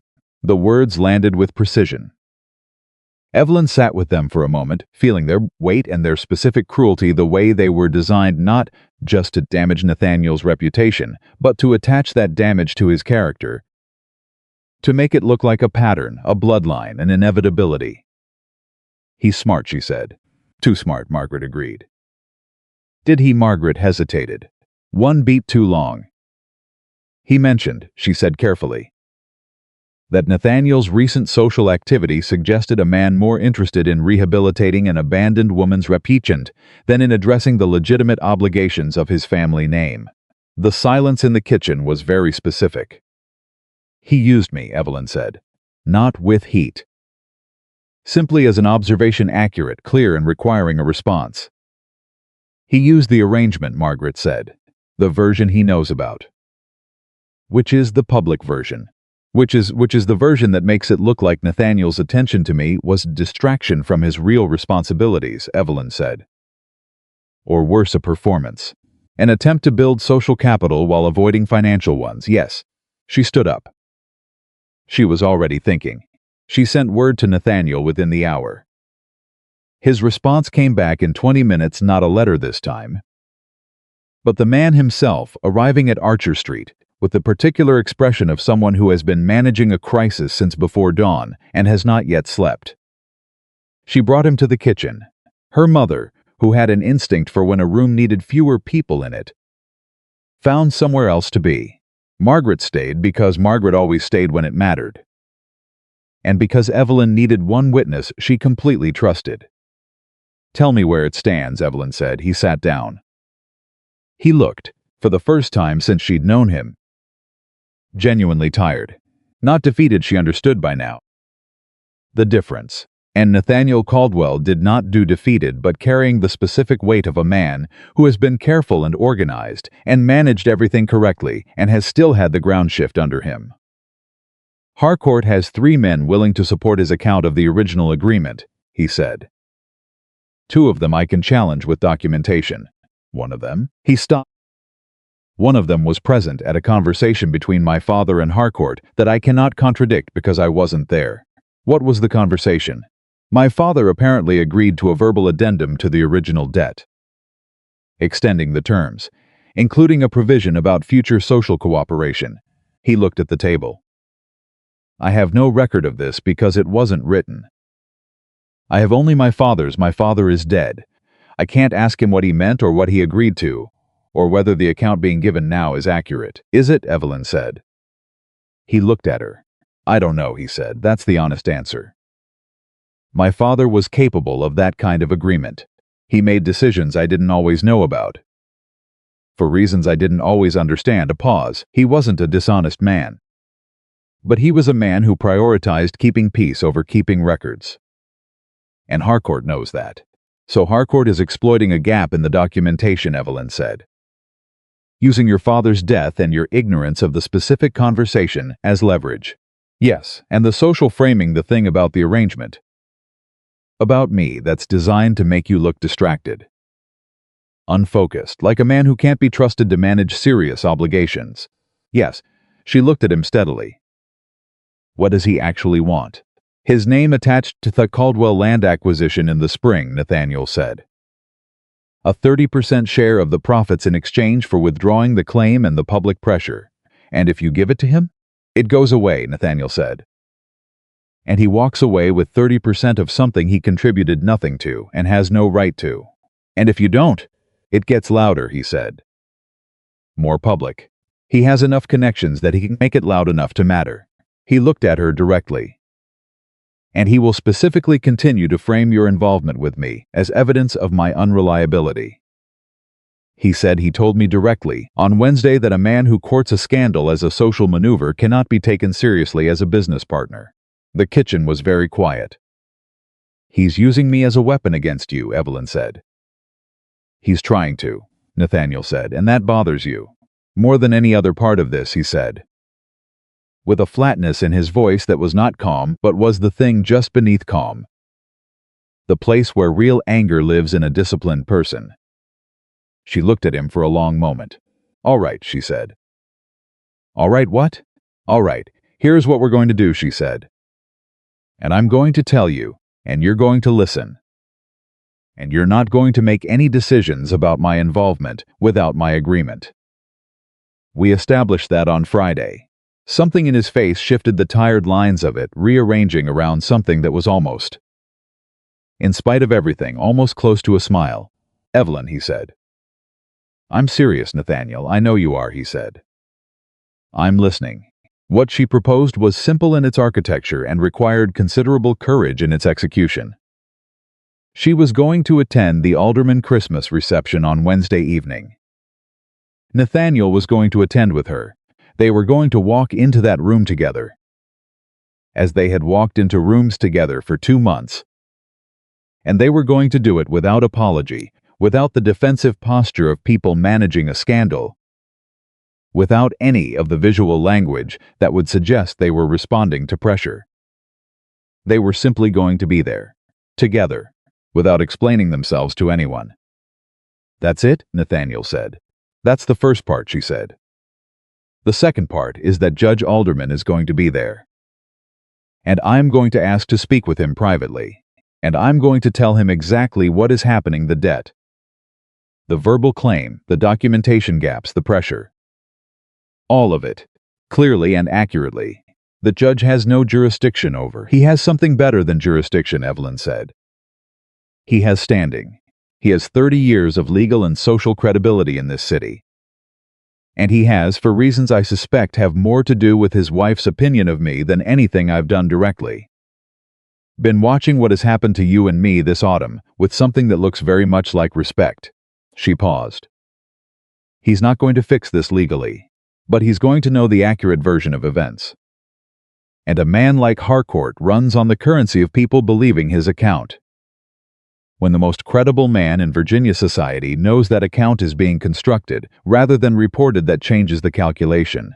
Nathaniel was quiet. "You've been thinking about this since this morning," he said. "Since before you arrived," she said. He looked at her for a long moment. "You could step back from this," he said, quietly. "Let the association with me become less visible while this resolves. Protect—" "I know," he said. "I know. I'm not deciding for you, I'm informing you that the option exists." "I know the option exists," she said. "I'm not taking it." Why? She met his eyes directly. "Because you didn't take it," she said, "when the room was waiting for me to be destroyed. You didn't calculate the social cost of being seen with me and decide it wasn't worth it. You crossed the floor, without a safety net, without knowing how it would land." She paused. "I'm not a woman who accepts a gift like that and then walks away when the direction of inconvenience reverses." He was very still. "This is not a small thing," he said quietly. "No," she agreed. "It isn't. I need you to understand what you're—" "Nathaniel." Her voice was soft and completely certain. "I understand exactly what I'm choosing. That's the difference between this and everything I've done before. I understand it completely, and I'm choosing it with my eyes open, a beat. Let me," the word let hung in the air between them. Not permission, not deference. The specific verb of a woman who has established her own agency so thoroughly that choosing to extend it toward someone she loves is not a diminishment but its fullest expression. He said yes, just that, just yes. Quietly, the way he said things that were absolutely final. The Wednesday reception, with the particular significance of things that have been anticipated, the way the air itself seems to know that something is about to be resolved. They walked in together.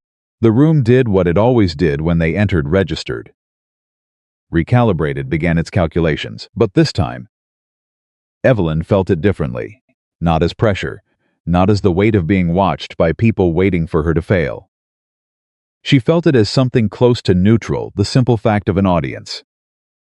Neither threatening nor empowering, simply present. She had stopped needing the room's approval somewhere in November. She was only now, walking through the alderman doorway in December, noticing how completely Nathaniel's hand was at the small of her back brief. Correct, present. She felt it and then felt him withdraw it. Appropriately, as they entered the company of others. But its ghost remained, the specific warmth of it. And she carried that through the first 30 minutes of the evening like a kind of quiet anchor. Harcourt was there. She saw him from across the room, a man in his mid-60s. Well-dressed, the kind of social ease that comes from having operated successfully in rooms like this one for decades.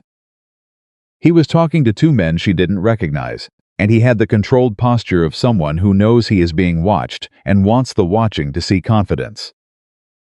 He saw her see him. He didn't look away, neither did she. 4 seconds passed. Then she turned to find Judge Alderman.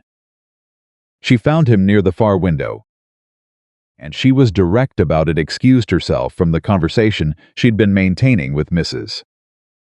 Alderman crossed to the judge and said, "I need to speak with you privately." 10 minutes. It's important. He looked at her with the assessing expression she'd learned to recognize as his version of paying full attention. "The study," he said. 5 minutes she waited. She circulated. She kept her face pleasant and her posture easy, and she said nothing to Nathaniel because he was watching from across the room, and he would understand. She trusted that he would understand what she was doing. 5 minutes later, she was in the study with the judge. And she had 10 minutes, and she used every second of them. She told him everything: the original debt, the verbal claim, the documentation gap, Harcourt's specific demand, the social framing, including the deliberate use of her own presence as evidence of Nathaniel's unreliability. She told it the way Nathaniel had taught her, simply by being what he was accurately. Without performance, without appeal for sympathy, with only the facts arranged in the order that made their meaning clearest. When she finished, the judge was quiet for a moment. "You're telling me this," he said, "not because you want me to do something. You're telling me because you want me to know." "Yes," she said. "Because the accurate version needs to exist in at least one credible mind before the inaccurate version solidifies." "Yes," she said again.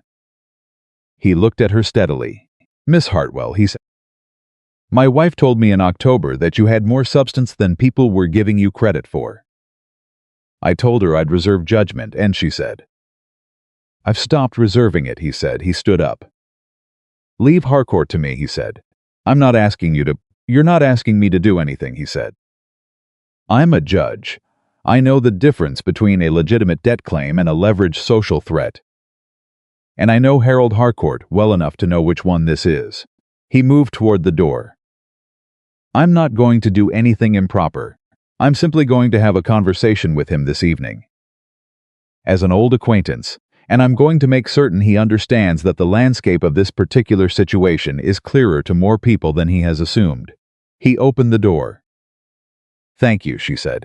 "Thank Caldwell," he said, "for finding someone with the good sense to come to me directly." A pause at the threshold. "And for finally, after 10 years of watching that man keep everyone at arm's length, finding someone he actually lets in," he left. She stood in the study for a moment. Then she went back to the party. She found Nathaniel at the edge of the room. He looked at her face and read it with the immediate accuracy that had become. She realized one of the things she depended on most. "Good," she said. He exhaled, barely visible. But she caught it. "Harcourt's been watching you since you went into the study," he said. "I know. He's good," she said. The room continued around them. Somewhere across the space, Judge Alderman was moving toward Harold Harcourt with the unhurried deliberateness of a man who knows exactly where he's going. She tracked it peripherally, didn't stare, didn't telegraph, but watched the moment of interception with the quiet satisfaction of someone watching a plan proceed correctly. She saw Harcourt's expression change, just once, just briefly. A rapid recalculation moving behind his eyes that he controlled within 2 seconds but couldn't suppress entirely.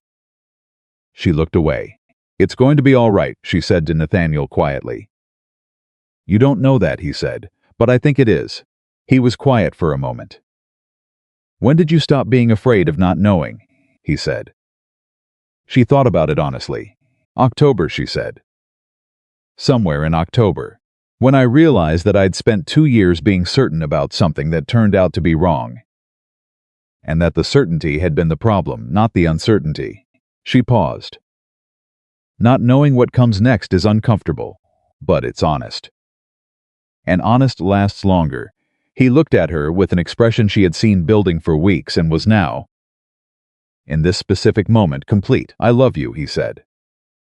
He said it the way he said things that were simply true, without strategy, without preparation, in the middle of a room full of people, quietly enough that only she could hear it, as though it were a fact he'd arrived at through careful consideration and was now reporting accurately. She looked at him. Her heart was doing exactly what she had told it. "In October. Not to know," she said. He raised an eyebrow. "I've known for a while," she said. "I was waiting for you to say it, because I wanted you to arrive there yourself." Without pressure, she paused. "I didn't want you to say it as part of an arrangement. The arrangement ended weeks ago," he said. "I know that too," she said. "Evelyn, I love you," she said. Plainly, directly, without the careful management she'd spent 2 years applying to everything she felt. "I have, I think, since the 4th Thursday afternoon. Possibly the 3rd. I've been watching you argue with yourself about it ever since. Which I have found stopped. I've found it very dear. Actually." Something in his face did the thing it did only rarely, and only when he'd stopped managing it entirely. It simply showed what was there. "All of it. Without calculation, dear," he repeated, in a tone that suggested he found this characterization simultaneously inadequate and exactly right. "Accurate," she said. He laughed. She had never heard him laugh before. Not the full version, unguarded and warm. It lasted only a moment, but it was one of the most beautiful things she'd ever heard in her life, and she was certain, with complete conviction, that she intended to hear it many more times. The twist nobody had predicted came not from Harcourt, but from Caroline Beaumont. It happened near the end of the evening, when the reception had thinned to its final hour, and the conversations had taken on the looser, warmer quality of people who have dropped the performance of the early evening and are simply talking. Evelyn was with Mrs. Alderman and two other women, discussing of all things the charitable fund distribution model that she had flagged in November, which was apparently going to be formally revised in January.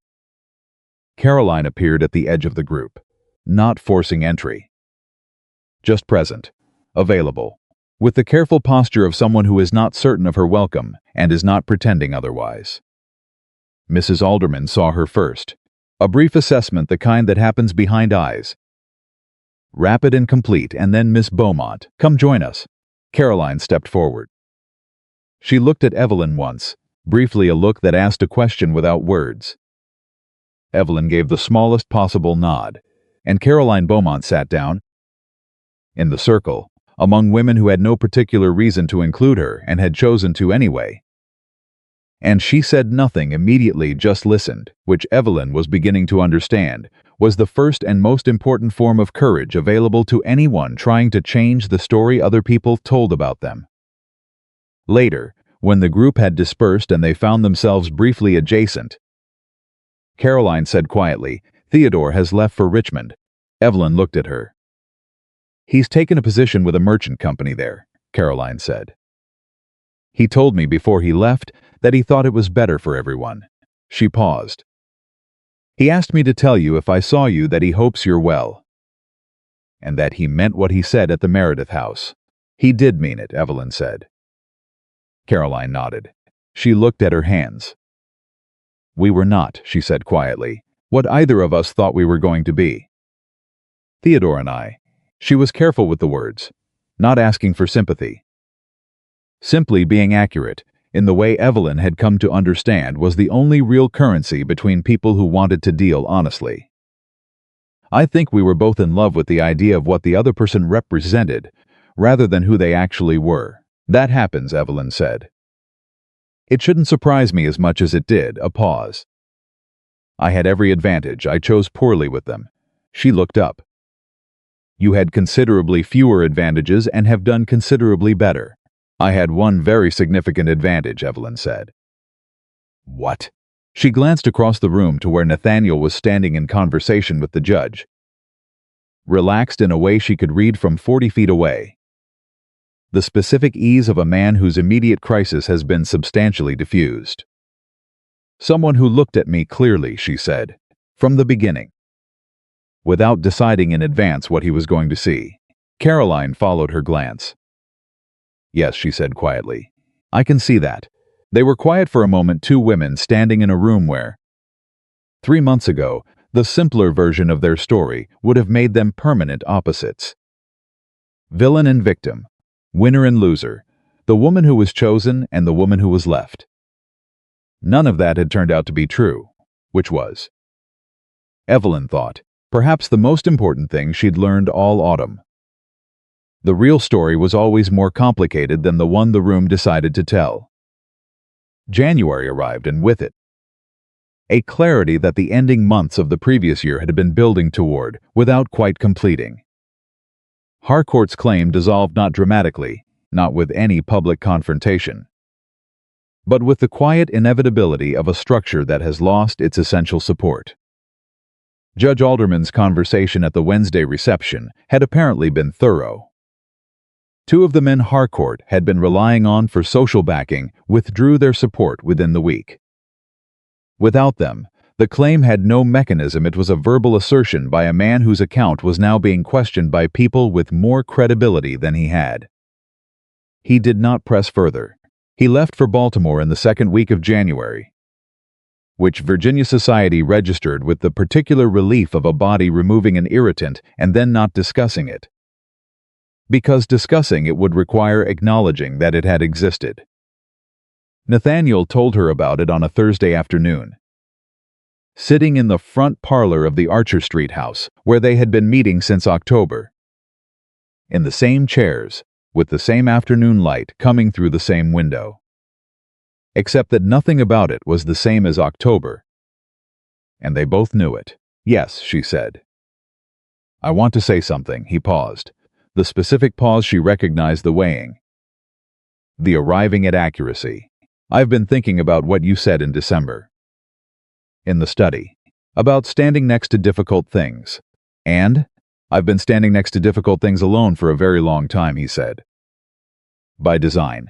Because I believed I had significant evidence from my father's life that including someone in difficulty was the same as inflicting the difficulty on them. He looked at her. I was wrong about that. You were applying the right principle, she said. To the wrong situation. He looked at his hands. The difference being that my father included my mother in his difficulties without the strength to carry his share. He leaned on her until she bent. A pause. I bend, she said. I bent considerably in October. You saw it. You bent and you didn't break, he said. And the next morning you were at the window, still looking forward. She remembered the window. The Virginia countryside coming slowly into focus. I am still here, Nathaniel, she said. Ask me. He was quiet for a moment. You know what I'm going to ask, he said. Yes, she said. Ask me anyway. He looked at her with the same clear, unguarded directness that had crossed a ballroom 3 months ago and rearranged the entire architecture of her life. Evelyn Hartwell, he said quietly, will you marry me? Not as an arrangement. Not as a practical solution to anything. Because I want to spend the rest of my life next to someone who tells me when I'm wrong. Who says what she means, who doesn't bend and doesn't break. And who has in 4 months made me understand things about myself and about what a life can look like that I had stopped believing were possible. He paused. Because I love you, and because you are entirely, accurately the most remarkable person I have ever met. The room was very quiet. She thought about October, about the ivory gown and the Hamilton ballroom and 300 people waiting for her to shatter. She thought about the fan in her hand and the deliberate relaxing of her fingers and not one tear. Not one. She thought about a shadow falling beside her, a presence in the empty space, and a hand extended without hesitation. Miss Hartwell, would you do me the honor? She thought about all the Thursdays. About accurate beats satisfying. About a man who revised his argument at a dinner table. Who listened with his whole attention. Who laughed. Once unguarded and warm, in the middle of a December reception. She thought about what she had said to herself, sitting at the window in October. Whatever comes next, I am ready to listen. She had listened. This was what she had heard. Yes, she simply. Completely. Without qualification or management or the careful editing she had spent too many years applying to things she felt. Just yes. He crossed the small distance between their chairs and took her hands, and she let him, and the room around them was warm and quiet, and full of the particular peace of something that has been moving toward its right place for a long time and has finally, without drama, arrived there. 3 months later, Virginia society remembered the autumn differently. Not all at once, that was never how collective memory worked. But gradually, the way a tide reshapes a shore slowly. Completely, permanently. They no longer talked about Theodore Whitaker leaving Evelyn Hartwell at the Hamilton ball. They talked about the woman who had stood beneath the chandeliers and refused to fall. They talked about what Nathaniel Caldwell had done that night, the crossing of the floor, the extended hand, and the longer the story was told, the more it acquired the quality of legend. The moment that had seemed, to some of them, like a quixotic gesture from an eccentric man had revealed itself, through everything that followed, as something rarer and more significant. The accurate recognition of a person's value at exactly the moment everyone else was declaring it absent.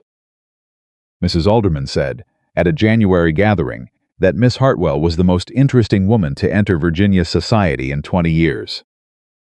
She said it in the particular way of a woman who chooses her assessments carefully and means them fully. And the room received it with the silent agreement of people revising an earlier estimate upward. Mrs. Hargrove said nothing, which was, Evelyn had learned, the most powerful statement available to her. Margaret cried at the engagement announcement, and then denied having cried and then conceded, under sustained inquiry, that she had cried a little, which was completely reasonable given the circumstances. Frances Morehouse arrived from Richmond 2 days after the announcement, announced that she had expected this from the third Thursday afternoon and had been waiting for Nathaniel to stop being ridiculous, and began immediately planning the spring wedding with the decisive energy of a woman who has been waiting for something to organize and is not going to waste another minute. Evelyn's mother sat at the kitchen table on Archer Street and was quiet for a long time after she heard the news. Then she said, "I sewed that gown by hand." She meant the ivory gown. The one from the Hamilton ball. 3 nights. I know. Mama, it was worth it, her mother said. Not for what happened that night. For what came after. She reached across the table and pressed Evelyn's hand. "Hold your head up," she said. "You always did, that was always the whole thing." On a morning in late March, 3 weeks before the wedding, Evelyn stood at the window of the front parlor on Archer Street, the window she had been sitting at since October. The one that looked out at the road that curved away toward town, and thought about the whole shape of it. 6 months. The Hamilton ball to here. The ivory gown to the green dress to whatever came after the green dress. The fan in her hand and the chandeliers and 300 people waiting, and don't you dare give them this to this. To Thursday afternoons and a man who laughed once, unguarded, and a study in December where she had said "let me" and meant it completely. She was not the same person who had stood at that window in October and told herself, "I am still here." And that is not nothing. She was still here. That part had not changed. Everything else had. Nathaniel appeared in the doorway behind her. She heard him before she saw him, the specific sound of his step, which she could identify now the way you identify sounds that have become part of the landscape of your days. "Ready?" he said. They were going to the Alderman house for the last of the winter social calls routine. Warm, the comfortable rhythm of a life that had found its shape. She turned from the window. She looked at him, at the man who had crossed a room and held out his hand and changed the entire direction of everything, who had revised his arguments and listened with his whole attention and chosen courage over self-protection in a study in December with the quiet finality of a man who had made a decision and intended to keep it. "Yes," she said. She took his arm. She walked through the door. The woman who had been abandoned in front of everyone had become the woman who stood beside the one person, brave enough to choose her when the whole room expected him not to. And what they had built together slowly, honestly, without performance or pretense, was not the story anyone had expected on the night of the Hamilton ball. It was better, it was real, and it would last.